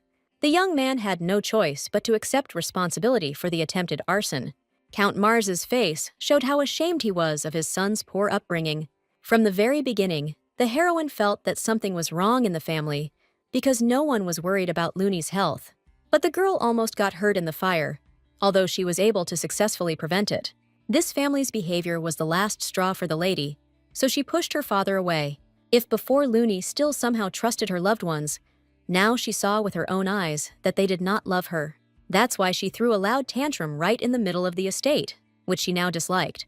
Anyone who didn't know this girl well might have decided that she was truly heartbroken by betrayal. But Seraphie was in no hurry to believe that Lady Mars was grieving over the loss of her unloved family. She knew that in reality, Looney was just masterfully playing at suffering and pain. All this was done in order to revise the business agreement in the father's name. So the heroine quickly supported her friend, who wanted to take over the business. Count Mars found himself in a situation where he had to make amends for the actions of his loved ones. The man was not mentally prepared for his defeat to come so quickly, but at that moment, the heroine did not spare anyone from this family because her friends almost got hurt. Meanwhile, the Countess tried to stop her daughter, who had already managed to collect all her things. The mother sincerely loved Looney, so she didn't know about many of the pranks of her husband and sons. But it was the older brothers who were behind the attempted brutal arson of their younger sister's store. It was no secret to Looney that everyone in her family was against her business, because she was a girl. That is why the rage inside the girl did not allow her to even look back at her loved ones before leaving. Who would have thought that Looney would end up choosing the Validus family estate as her home? The heroine didn't waste her nerves on objecting, since she was hardly ever at home anyway. What surprised her even more was that Fionia began to visit the estate more often for Luna's sake. Before Seraphie could blink, her home became a secret hideout for her friends. Lady Mars was enthusiastic about developing a business outside of her family name. The girl had thought in advance that she would be sponsored by Validus, but no one asked the heroine her opinion. When Looney made a decision, few people were able to argue with her about it. The only question that remained was whether Lady Mars would truly be okay after what she had been through. The girl had already made plans, which included not only Seraphie, but also her fiancé Iris. However, the heroine didn't have time to be indignant, as Looney suddenly pulled out white feathers from somewhere. The Duchess had encountered them before, but was unable to unravel the meaning of this discovery. There were more and more feathers in her life, but the lady still couldn't find an answer to what they were needed for. As a result, the girl had to turn to the wise son of Duke Felicia for help. It was clear from the guy's face that he was no less confused than the aristocrats at the sight of the feathers. Before, Seraphie didn't attach any importance to them, so she didn't tell the guy anything. But now even the usually calm Fionia became interested in this unusual case. Magical analysis of the feathers yielded no results, as they were adapted for writing. Even when Felicia burned several of them, nothing unusual happened to the feathers. The only difference this time was that the third prince was also watching everything that was happening. No matter how much Akris chased this guy away, Esther still returned back with curiosity. In this way, he reminded the Duke's son of his little dog, which also always stuck to other people. But Lala didn't know how to cause big problems for anyone, which couldn't be said about the heir. When the dog was little, she played happily with feathers, as if they were the best toy in the world. This visibly amused Esther, who was constantly hanging around the cute puppy. In fact, the guy was wondering if Seraphie would really now turn against the Mars family. But all this time, he did not dare to move on to the main question, so he asked the lady only now. The heroine understood perfectly well how dangerous her decision to fight could be. She didn't think that Count Mars would complain to the imperial family so quickly for his own protection. So now Esther was wary of the girl he had never trusted. But the lady could not lose contact with the prince, who was always on the side of Felicia's family. She still received unpleasant letters from the annoying Baron Catio, to whom she did not answer, and many aristocrats brought trouble to the Duchess, since they supported the emperor in everything. But in the background, the Mars family's attempts to burn down the store were just harmless jokes. So Seraphie had no intention of openly feuding with the family that was on the emperor's side. She immediately explained to Esther that she was not that stupid, and that there had clearly been some misunderstanding. This gave some comfort to the boy, who could not protect Validus, although he wanted to help her.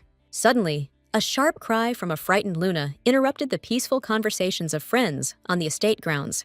Orcus took this as a threat, so he immediately found himself next to the girl he liked. But it turned out that the whole thing was just that the feathers suddenly began to move in an incomprehensible way. No one would have thought that an ordinary thing could do something like this. Fionia tested the feathers for magic several times, but so far it has yielded no results.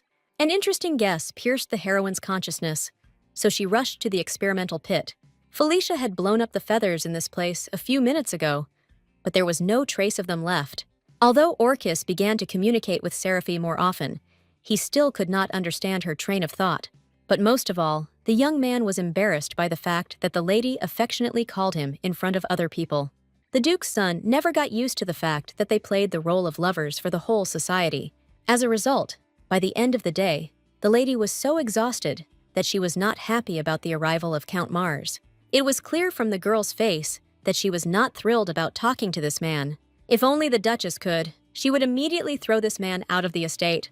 But the Count was persistent, as he was worried about the future of his family after his daughter's escape. It wasn't hard for Seraphi to guess that the man wouldn't leave her estate without the contents of the agreement. He remembered well that after the recent gift, the Empress supported the Duchess in everything, while Rita gave instructions to the Count to stay on his side and keep an eye on Seraphi. That's why Mars was so worried that the change in the treaty might mean the end for him. Imagine his surprise when the content of the business rules did not change at all. The man could not even imagine that the Duchess would not make his life worse in any way. For now, the girl followed a peaceful path so as not to attract the prince's attention in advance. So she changed almost nothing in the contract, except for a small amendment. But the Count did not immediately notice this point, and therefore decided that the danger for him had passed. However, when Seraphi pointed out the changes to him, a cold sweat broke out in the man from anxiety. The whole point was that Validus handed over all management of the business to Felicia's family. The Count had heard well of how carefully this family always conducted its affairs. This is how the heroine dealt with the cunning man who had previously caused her trouble. Literally, the next morning, the Validus estate was finally visited by the knight Carl Iris. Looney greeted her lover, whom she had missed for so long, with a joyful smile. The guy himself was pleased with this meeting, since he couldn't come earlier due to business. The feeling of gratitude towards the Duchess only increased within him after Lady Mars's help. In fact, Seraphi helped Looney not for the sake of the knight, because she already considered the girl a friend. But if it weren't for Carl and his help, the lady would hardly have been able to stay alive in this world. So she watched with a sweet smile on her face as the lovers admired each other. After everything that happened, Iris was filled with even greater respect for the wise Duchess. So the guy was not against swearing allegiance to the girl, who greatly helped his beloved. Not all ladies were given such an honor, so the heroine was pleasantly surprised. She was only too happy to recruit loyal friends who could help her in the future. Moreover, not a drop of jealousy awoke in Looney, although her boyfriend communicated well with his friend. Just in case, Seraphi still reminded that she only feels love for Orcus. But it turned out that everyone around her knew that her relationship with Felicia was just a show for the public. So Carl wasn't interested in their communication, because he was only interested in knowing about Looney's affairs. Previously, the heroine could only dream of having friends who would support her unconditionally. But at that moment, the maid ran into the room in panic, because something terrible had happened. The lady was not prepared for something to happen to her mother, who did not leave the room. All other thoughts immediately flew out of the girl's head, because she sincerely loved Irene. The children were no less worried than the adults about what happened to their favorite teacher. It turned out that the woman attempted to leave the room, but fear overwhelmed her. The panic attack hit Madame so hard that she immediately took to her bed. None of her words could console the little ones, who continued to cry bitterly near the teacher. The heroine still considered herself guilty of what happened to her mother after her father left. If only Seraphi had taken up the issue of the Duke's excommunication earlier, then Irene would have been better off. But the mother didn't even think of blaming her daughter for being late in her actions, because all this time she herself had done nothing. Seraphi's support was so important to her, but all this time Irene hid her condition. She loved her daughter with all her heart, but she could not cope with the psychological trauma from her husband. More than anything in the world, the woman dreamed of leaving this place, but she didn't even step outside. The heroine understood perfectly well that any radical changes would take time. In her mother's eyes, she saw a desire for a good life outside the boring estate, and the girl was able to help Irene, but only when she herself was ready for it. For this reason, she came up with the idea of expanding her territory in order to move her mother to another place. The girl believed that nothing was impossible for her, because knowledge of the plot would help her. Besides, the lady still had good helpers in the form of Carl and Looney, who were ready to support her. Only the knight had some doubts about whether Validus would be able to cope with all the tasks. The lady always looked as if no problem could break her will. But Lady Mars was ready to support even the most disastrous idea from the Duchess.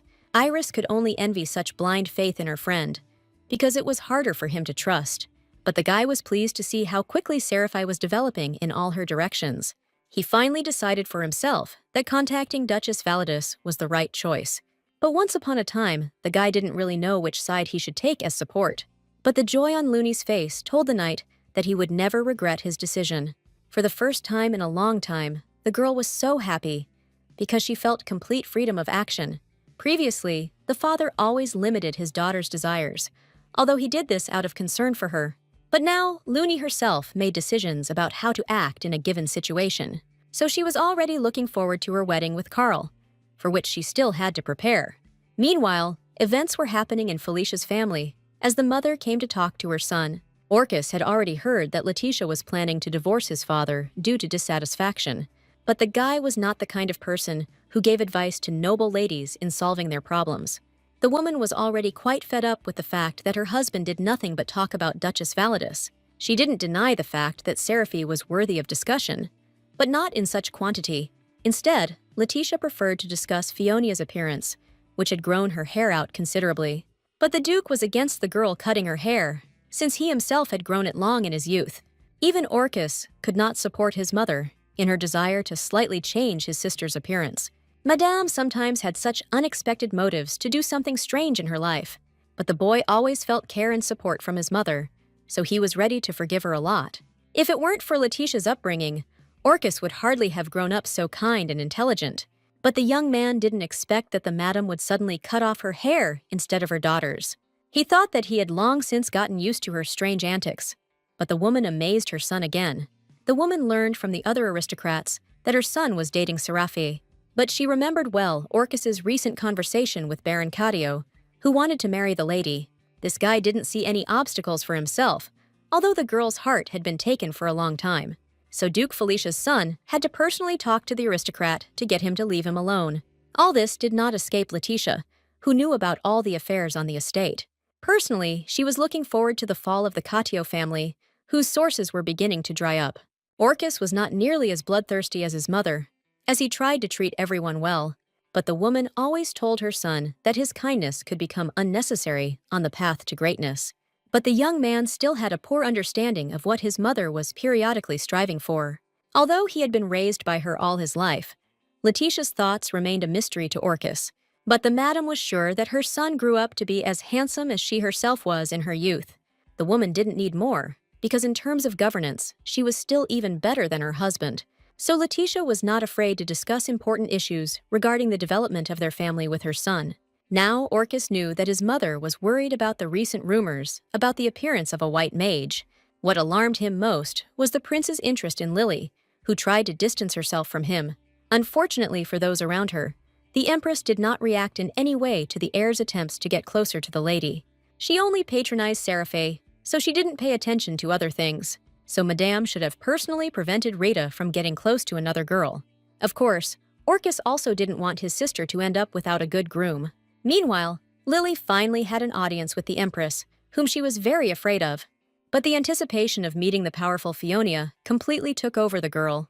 Moreover, Seraphi provided good support to the lady who was the only one who possessed white magic. The heroine knew that this lady would be able to provide her with invaluable assistance once she had upgraded her skills. That's why she made a deal with Giselle to at least consider Lily as a sorceress. But the girl's nervousness gave her away, as she was not accustomed to such formal receptions. The last thing the lady expected was that the Emperor's wife would immediately demand that she demonstrate her abilities.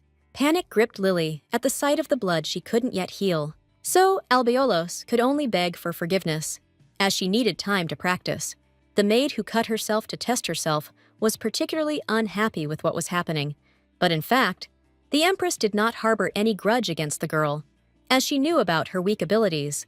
All this was planned just for the sake of finally bringing the lady to the magic tower. Before meeting Felicia, Lily was even more nervous than during her conversation with the Empress. Fionia herself retained the calm and wisdom that had been well developed in her since birth. But she didn't expect Albalos to immediately rush into her arms, as she needed support. Surprisingly, Felicia did not feel disgusted by the girl her fiancé had noticed. Lily quickly charmed Fionia with her spontaneity and sincerity, although she herself did not know it. The Duke's daughter always treated people well, as demonstrated by her honest emotions. It turned out that Lily was a big fan of the books that Fionia published on magic. That was why Albulos's whole body trembled with excitement at the sight of a real dark sorceress. Felicia enjoyed the amount of attention, although she usually tried to stay out of it. But for some reason, Fionia was drawn to this girl so strongly, as if they had known each other for a long time. Lily's respect and passion for Lady Felicia was so great that she desperately wanted an autograph. So pretty soon, Fionia was convinced that Albalos was safe for her. There were also some interesting events in the life of the heroine, who could not live a single day in peace. So, she soon learned that a cat had wandered onto her estate, lured by small children with food. Her presence was unnoticed by the others, as Looney encouraged this cute animal in every possible way. More often than not, the girl preferred walks to the difficult training that Seraphie prepared for her. Although Lady Mars had all the makings to lead her family, she was never interested in it. The heroine did not expect that Looney planned to continue to stay by her side to help her with her business. Lady Mars found in the Duchess a man who was ready to support her in any situation. But many simply avoided the girl because of her excessive persistence and activity. So it was a joy for Luna when she realized that Seraphie had no disdain for her. That's why she wanted to continue helping the heroine, who commanded her respect in everything. But it still came as a surprise to Luna that the Duchess took her on so easily. They went on this trip to look at an abandoned mansion and buy it. Seraphie didn't expect that this place would become so overgrown due to the absence of a human hand. But what surprised the girl even more was that Looney began to calmly cut her way through, which she had learned from Carl. As soon as they reached the entrance, the doors themselves fell down in front of them from old age, although the ladies had barely touched them. Despite this, none of the girls even thought of despairing, because they still had a lot of work to do. Although it was unusual for the aristocrats to clean themselves, they tried their best. But in the end, Looney still gave in first due to the fatigue that overwhelmed her. Only at this moment did Seraphie allow herself to rest, as she usually worked until her last breath. But in their heads, the girls were still thinking up a plan for developing their joint business. It wasn't just that they came to such a beautiful place with the desire to improve it to perfection. The ladies planned to transform this abandoned mansion into one of the most popular holiday hotels in the empire. Of course, this would require a lot of effort, but the surrounding area was ideal for it. So even the heroine was carried away by a stream of inspiration, although she usually did not waste her time on such things. The girl did a great job when she drew a duck that everyone would ride on around the lake. She was only slightly offended when Lady Mars did not appreciate her artistic skills. Looney herself was only worried that they might not have enough of the planned budget to develop the business. But the heroine didn't see any problem with this, since she had more than enough money. So the Duchess was ready to invest even more in this matter than they had originally planned. But Looney feared that such a decision could make their business extremely unreliable and unstable. Before, the heroine had not thought about the fact that she should not rely only on huge resources all the time. But Orcus once hinted to the girl that she might not see beyond her own nose. And now Lady Mars has finally opened Validus's eyes to the proper way of doing things.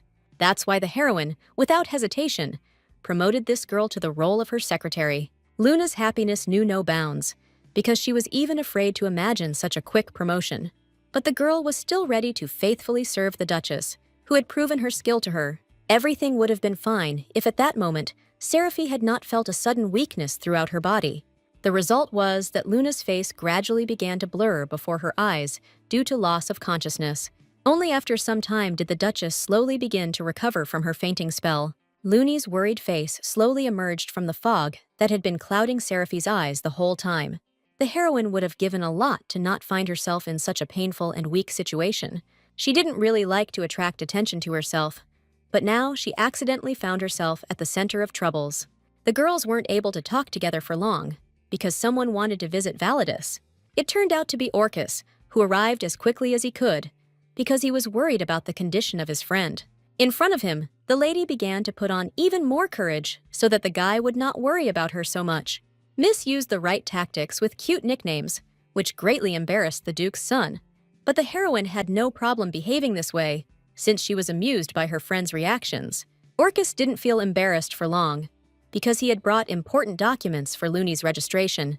The girl was only outraged by the fact that the young man deducted all his expenses from her salary. Her indignation knew no bounds. But now, no one cared about the anger of the girl who had been officially registered. The heroine was much more worried about the fact that she was sent an invitation to join the council. It wasn't hard for Seraphi to guess that this would cause her a huge amount of problems. At that very moment, Orcus delighted the lady by telling her that the Empress had already included her in the council. The last straw for the girl's patience was that she would also have to pay an annual participation fee. Validus's only consolation was that Orcus's father was also on the council, meaning she had an assistant at this event. What surprised Miss most was that Reth's heir was also a member of this assembly. As soon as her friends left, fatigue immediately gripped the girl's hands and feet again. She was afraid that the uprising would not be far off, since all the events were leading precisely to this. So Seraphi will have to put in a lot of effort to ensure that peace continues to reign in the Empire. She began the transformation with her loved ones, as Looney quickly justified her trust in her work. So soon, that abandoned mansion was shining as if people had never left it in its life. And the long-awaited day of Mother Seraphi's departure arrived, and her fears did not diminish even a little. The heroine understood all her mother's feelings perfectly, so she was ready to support her physically. But the girl's strength was not quite enough to pull Irene out of the room, so they fell together. Eventually, the woman's eyes finally opened, because there was nothing scary about her leaving the room, and she locked herself inside for so many years, only because of the cruel words of her husband, whom she always loved. But now, everything was different, because Madame had new goals in life that she had not even suspected. The daughter took care of this, since from the very beginning, she was thinking about how to save her mother from this captivity.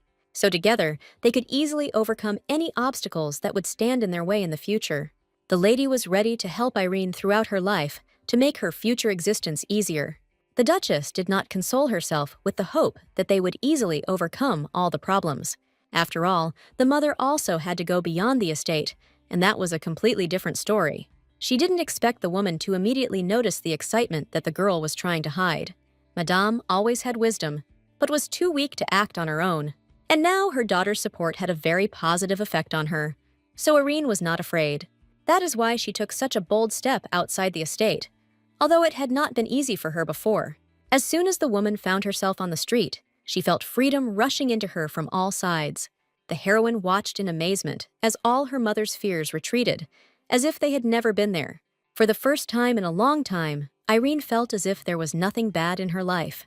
There was a touch of sadness, even in such a happy moment, because the children loved their teacher. The woman herself did not want to leave them, but she no longer had any other choice, so she allowed the kids to write her letters whenever they wanted, so they could stay in touch. Meanwhile, Orcus brought the Knights of the House of Felicia with him to deliver Aaron to the place. The guy was still embarrassed when it came to the fact that he and Seraphi were in a relationship. Only the lady calmly played out the emotions of love, although her performance did not closely resemble the truth. Only true lovers realized that Seraphi and Orcus were only pretending to be a couple. But Irene quickly believed the lie, which was a balm for her aching heart. Of course, the heroine couldn't let her mother go without protection, so she gave her the magic stones. In addition, the lady gave her mother her necklace, so that Madame would always feel her presence nearby. Irene's happiness knew no bounds, because she had no idea that she had raised such a good daughter. If it weren't for Seraphi's help, the woman would have continued to hide from everything in her room. And in the end, she could happily respond to the hugs of her daughter, who had done so much for her. No matter how sad the children were about the separation, they were still happy for the teacher. So Irene was able to calmly leave the estate, which had become hateful to her. The heroine saw that a new stage of a good and bright life had finally begun in the woman's life. She put so much effort into this that she herself did not believe that what was happening was real. Only Orcus's support sobered up the girl, who liked to devalue her achievements. The Duchess was used to most of her plans being disrupted, so she always remained collected. But she didn't expect the guy to suddenly call her Syrah, which meant a close level of trust. Although the heroine herself insisted on nicknames, her short name confused the lady to the point of madness. Luckily for the girl, Orcus did not laugh at her for long, because he was glad of her moral peace. The guy was sure that now everything would be fine in Irene's life, because they had put in a lot of effort. Seeing his calm face, the Duchess herself calmed down, despite the thoughts in her head. But it was impossible to think about worries endlessly, since it was necessary to relax at least a little. And the company of such a handsome guy greatly helped Seraphi, who usually didn't know how to relax. The very next day, things did not take long to happen, and the lady accepted the invitation from Aulin Castan. This girl wanted to talk to Validus so much that she called her long before the others arrived. She wasn't bothered by Looney's presence, because Ulian believed that both girls could be trusted. Recently, someone was constantly following Castaigne, and the miss was very scared because of this. But only to the Duchess did she tell everything about how terrible things had been for her lately. It all started with an innocent marriage proposal, which the lady rejected without hesitation. But immediately after the first letter, a second one followed, and then all the others began to arrive. In despair, Olin, on the advice of her parents, burned all the letters and flowers, not wanting to deal with them. But one day, when Castaigne was peacefully walking down the street, everything changed dramatically in her life, because an unknown guy personally found the girl to give her a bouquet and a proposal. It turned out to be Count Baglos, with whom Ulan wanted nothing to do, let alone marry. The heroine remembered well that this man was also close to the heir. Like Baron Catio, Seraphi was greatly disturbed by the fact that two men from the prince's side were already trying to marry the ladies. What confused the girl most was that the Baglos family was very rich and famous in the empire, so it was not so easy to get rid of his representatives if they decided something for themselves. The heroine was seriously scared when she heard that the guy continued to pursue the girl. It was necessary to make it clear to him as soon as possible that Olin would never accept his offer. It turned out that Castaigne had already told Baglos about this, but he seemed not to listen to her. That is why the lady found herself in such a hopeless situation, constantly fearing for her life. No matter how many times she burned the boy's flowers and letters, they only grew in number. And in the end, everything came to the point that Baglos went from mercy to anger, promising to deal with the lady. So the horror only gripped Ulan more, and she could hardly bring herself to tell everything. Seraphi immediately provided support to Castana, who was destined for a sad fate in history. That's why the heroine couldn't turn away from the girl, even though it would be difficult to help her in her situation. She remembered that the original plot involved aristocrats being tried for harassing ladies. Then Olin did suffer, and her terrible fate forever remained an example for everyone else. For some reason, the prince remained inactive until the very end, although his confidants continued to lie. So the Duchess had to keep a close watch on the actions of these people. In the novel, none of the heir's assistants were ever punished, because Rita stood up for them. Seraphi was never able to find out whether the prince was aware of what his confidants had done. Despite everything, the lady planned to save Castaigne, and at the same time protect herself from the aristocrats. She remembered that problems would also begin with Looney's trading store, which would be betrayed by her own father. And only Duke Felicia will speak out in defense of the girls, but his loss will lead to an uprising. Before the council meeting, the heroine had to remain inactive, as there was too little information. Orcus met her in front of the main building, as his father was already inside. Looney couldn't help but giggle mischievously at the sight of the boy playing the role of a lover. This time, the young man became a little bolder, since it was normal for couples to give each other kisses. So it was Seraphi who was embarrassed by the actions of her friend, who suddenly became better at pretending. Orcus himself did not think that he had inadvertently invaded the personal boundaries of the Duchess, whom he actually liked. Over the past few days, he had thought a lot about how they both should behave in society. He had already come up with a plan, according to which he would temporarily accompany Looney to the council. But the heroine had to talk to the heir to appease his attitude a little. Seraphi couldn't even imagine that she would be faced with so many difficult tasks at the council at once. But the girl came here with the understanding that she would not be able to do without difficulties and dangers. She was somewhat comforted by the fact that Duke Felicia always remained on the side of the Validus family. So the first thing she did was go to this man because she needed support. Seraphi would have preferred to attract as little attention as possible, as she knew little about the council. But the Duke did not allow the lady to remain aside, because there were many who wanted to talk to her. And so, in a matter of seconds, a huge number of aristocrats swarmed around the lady for whom they had respect. But the most important thing for the Duchess was her acquaintance with the influential and wealthy Madame Kia. The girl couldn't even imagine that Duke Felicia would try so hard to raise her status. Despite her surprise, the lady did not forget her manners and greeted the old woman in time. But Kia still noted with disdain that the young Lady Valideuse was too young. Anxiety washed over the heroine, but the Duke believed that she had already managed to please the noble lady. Felicia knew all the people around him well, so he easily recognized all their emotions. The meeting was about to start, so everyone hurried to take their seats. The Duke kindly reassured Seraphi that she wouldn't even have to say anything at the first council. But the Duchess was afraid until the very end that she would not fit into the company of famous aristocrats. But their general arguments were so different from what the lady had come up with that her fear quickly left her. For some reason, none of the aristocrats could fully listen to the other, which led to shouting. But the girl needed to somehow understand what manner of action to choose for this place. But in such a terrible noise, it was hardly possible to insert even a word that would be heard. However, this did not bother Duke Felicia, who confidently advocated for the imposition of punishment for persecution. As Seraphi expected, the prince immediately rose to the opposition under the pretext that the matter needed to be examined. But what scared the lady most was that Rita wanted to introduce a law on the reconstruction of buildings. Miss understood perfectly well that then many commoners would be cruelly driven out of their homes. The Duke had a plan for this eventuality, as he wanted to provide financial assistance to those who would be left homeless. In her emotions, the heroine accidentally left her place, as she was overwhelmed by thoughts about people. And this did not go unnoticed by the prince's close associates, who always kept an eye on the Duchess. Baron Cadio was the first to express his outrage at the situation, hoping that Seraphi would feel guilty. But as soon as the heroine recognized this man, contempt appeared on her beautiful face. The man clearly didn't expect that the young girl wouldn't be at all embarrassed by his performance. Moreover, he suddenly felt that he had accidentally put himself in danger with his loud shouts. Seraphi had to work hard not to show his emotions in front of this unpleasant man.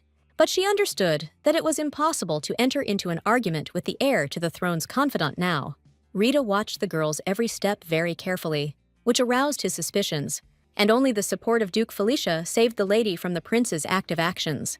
The aristocrats immediately noticed that Orcus's father really did treat the young duchess well. But now was not the time to discuss other people's love stories, so everyone returned to the meeting. In the end, Seraphi remained near Duke Felicia to take a direct part in the discussions, but she was constantly irritated by the prince's angry gaze, even though he directed it at his assistants. Meanwhile, Orcus's father returned to the main discussions, and people gradually calmed down. The most terrible thing was that the prince was ready to send all the commoners to the outskirts of the empire. All the aristocrats knew how unsafe that area was, but the heir's close associates immediately supported his idea, no matter how crazy it seemed. Each of them began to shout in defense of Rita, since their reputation depended on it. The heroine was horrified by how stupid the plot twists were that the author of this novel came up with. Now, looking at the emperor's son, she would never call him the main hero of this story. Miss suddenly remembered that it was Lady Olen's injury that had led to the protection law being passed. The girl locked herself away forever in her parents' estate. But at that moment, no one cared about her anymore. Instead, the real trial finally began, since it had been unprofitable for Rita to raise this issue before. But, immediately after the attack on Caston, the heir began desperately looking for those to blame for this story. He did all this only in order to clear his own reputation in front of the emperor. Meanwhile, Baron Cadio stubbornly tried to provoke the heroine into rudeness. The man had to try hard before the lady shut his dirty mouth with one blow. Seraphi hated it when someone so brazenly encroached on her identity, so she could not sit silently. Her friends had no doubt that the Duchess would be able to defend herself in this situation, so even Duke Felicia did not think any worse of Valideuse, who had crossed the line after Baron Cadio. The heroine's verbal attack turned out to be many times more powerful than the man's pathetic attempts to irritate her, so the aristocrat could only look up pitifully at the girl who had greatly frightened him. Duke Felicia burst out laughing with delight at the sight of this, because she always loved girls with complex characters. Meanwhile, the lady was not going to shut up, because she had something to say to all these unpleasant people. When the girl was invited to the council, no one expected that she would dare to express her opinion. And in the end, Seraphi even demanded that an investigation be conducted into the aristocrats' fraud. The Duchess was genuinely amused by the reaction of the noble people, who were afraid that they would not pass the test. It was clear from their faces that they were not prepared to confront the young girl from the Valideuse family. Only the sudden words of the heir stopped the girl from continuing to humiliate everyone. The heroine herself understood that she had crossed the line, but she was unable to remain silent because of the injustice. While Rita believed that the temple should take proper care of the common people, he believed that it would not be a big deal if a few poor people could not cope with the resettlement. But the girl believed that all these people were the same citizens of the empire as the rich. In the end, the lady had to turn to the advisor of their discussions, who possessed wisdom. Only he could judge people who had clearly done wrong and were desperately hiding it. That is why the heroine continued to demand justice, although this was her first meeting. Personally, she was always ready to take responsibility for the fact that she belonged to the upper classes of society. But the girl saw resistance in the faces of many aristocrats because they were afraid to admit their mistakes. Because of injustice, the lady died in the past, but she was not guilty of anything at that moment. But fate decreed otherwise, as there remained many cruel people in the empire. This is precisely what the girl, who experienced injustice firsthand, actively tried to fight. She didn't yet know that all her words would bring no results, because the prince would remain stubborn. As a result, by the end of the meeting, the girl was left squeezed out like a lemon due to extreme fatigue. Orkies and Looney supported the lady with all their might, as they were proud of her stubbornness and honesty. During the meeting, Seraphi earned the respect of many people because she did not back down until the very end. So Duke Felicia was only more pleased that he had such an intelligent daughter-in-law. Thanks to the heroine's efforts, the bill on the protection of commoners was finally passed by the councillor. In this situation, even the prince could do nothing to insist on further reconstruction of the buildings. The heroine was not afraid of the consequences, only because she had the support of Felicia's family. The duke was especially proud of the girl, thanks to whom the heir would now be unable to accept the law. Although Looney was worried about the lady attracting attention to herself, Seraphi herself did not regret anything. She was able to stand up for her beliefs, so now the commoners were saved from the prince. Although most of the dangers were behind her, the heroine did not even think of putting off questions about the documentation. Together with her friends, she had many more territories to explore for bribery. So far, it seemed that all of the emperor's close associates somehow miraculously owned rich lands. The worst thing was that the Baglos family gradually took over more and more businesses and properties. Orcus personally heard about a family that allegedly died in a disaster after standing up against the Baglos clan. That's why the boy was so worried when he learned about the Duchess's decision to resist. Initially, the girls did not understand what goal the ancient family had been pursuing all this time. But as soon as Seraphi studied the territories they were capturing, she immediately understood everything. The heroine had no doubt that the Baglos family wanted to build a trade on their lands. Even Looney knew it was impossible to build a fair business using such methods. So it was no secret to any of the friends that the Baglos family was planning to deceive and rob. But even after a few days, business between Looney and Seraphi was going surprisingly well. Of course, the Duchess had a plan for every eventuality, but she was glad that everything remained calm. And so it was until Duke Castaigne personally invited Valadus to his estate for a conversation. Seraphi was in no position to refuse a man who was worried about his daughter. The only thing that surprised the heroine was that the Duke himself knew very well what kind of pressure Olin was subjected to. That's why he took the risk of asking Valadus for help, even though he had more authority. Initially, the lady did not plan to leave Lady Castanet without help, so she was going to help the Duke as well. But the man was used to always solving problems on his own, so it was difficult to trust him. He invited the girls to the estate only because they were friends of his beloved daughter. No matter how much Castaigne tried to talk to Ulin, he never came to any result. The result was that the girl almost went crazy with fear, because the letters continued to come to her. It was not difficult for the heroine to guess that now Baglos had promised to deal with her too. That is why all this time Ulin hid the meaning of the letters, continuing to tremble with fear and solitude. But Seraphi became famous for helping many people who found themselves in dangerous situations. And now all she needed was the trust of the Castaigne family, who had found themselves in a hopeless situation. Father and daughter tried to resolve the conflict with the famous Baglos family on their own until the very end. But the Duchess had many more connections and experience when it came to punishing other people. So the girl almost begged her father and daughter to trust her, because then she could start acting. For the first time in their lives, the relatives found themselves in such a hopeless and dangerous situation. Therefore, after much thought, they nevertheless agreed to help, because otherwise they could have died. This is how the heroine was able to get hold of all the letters that Count Baglos brazenly sent to Lady Olin.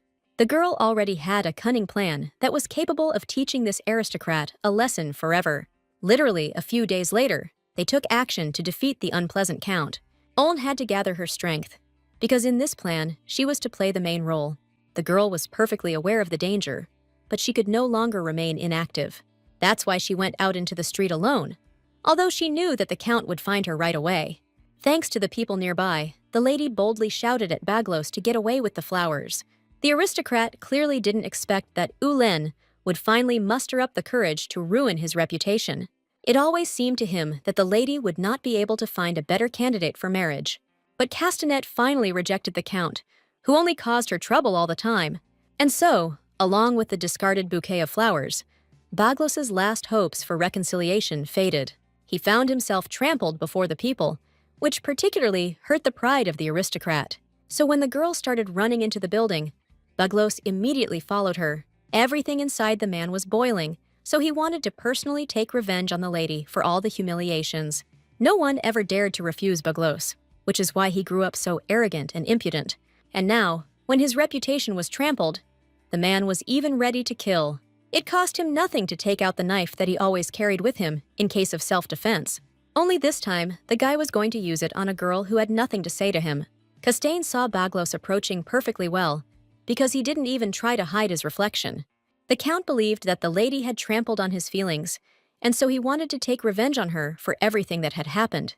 That's why he didn't hesitate to attack Ulen, even though he had only recently confessed his love to her. In his rage, the man didn't notice that he wasn't alone in the building. He never thought that Olen would be brave enough to lure him into a treacherous trap along with the adults. And in the end, even Looney Mars was at the crime scene, although she was afraid of the aristocrat. Of course, all this was Seraphi's idea, who came up with a way to prove the guilt of the impudent count. She specially called together the parents of all the children who had received marriage proposals and threats. And now, these people have personally seen that the Baglos family could not be trusted. The heroine's plan worked perfectly, and she even managed to save Olin from imminent danger. Letitia was the first to immobilize the man, as she hated such cruel people. Baglos no longer had a chance to justify himself, because everyone saw his evil intentions. In fact, the Duchess did not want to punish the Count so cruelly, but he did not leave her a chance. At this moment, the prince finally appeared in the room, although he had long doubted whether to show himself. But Esther could not leave his friends in trouble, because he had already once promised to cooperate with the lady. So the heroine had no doubt that she could count on this guy. She saw that the heir still wanted to run away, if only his presence would be unknown. But pride and honor did not allow the guy to remain inactive, since Lady Castaigne needed help. He had never interacted with this girl before, but he really liked her in absentia. That's why Esther took care of Castana, who looked confused at that moment. Miss was ready to accept any help, as fear still gripped her from within. That's why she obediently followed the heir to take her away from this place. Meanwhile, the adults still had to deal with the young count, who had almost committed a crime. Letitia didn't feel any pity for the boy, because he felt fear, not sympathy or guilt. So the ladies came up with the most terrible punishment for the young man in the form of a conversation with his parents.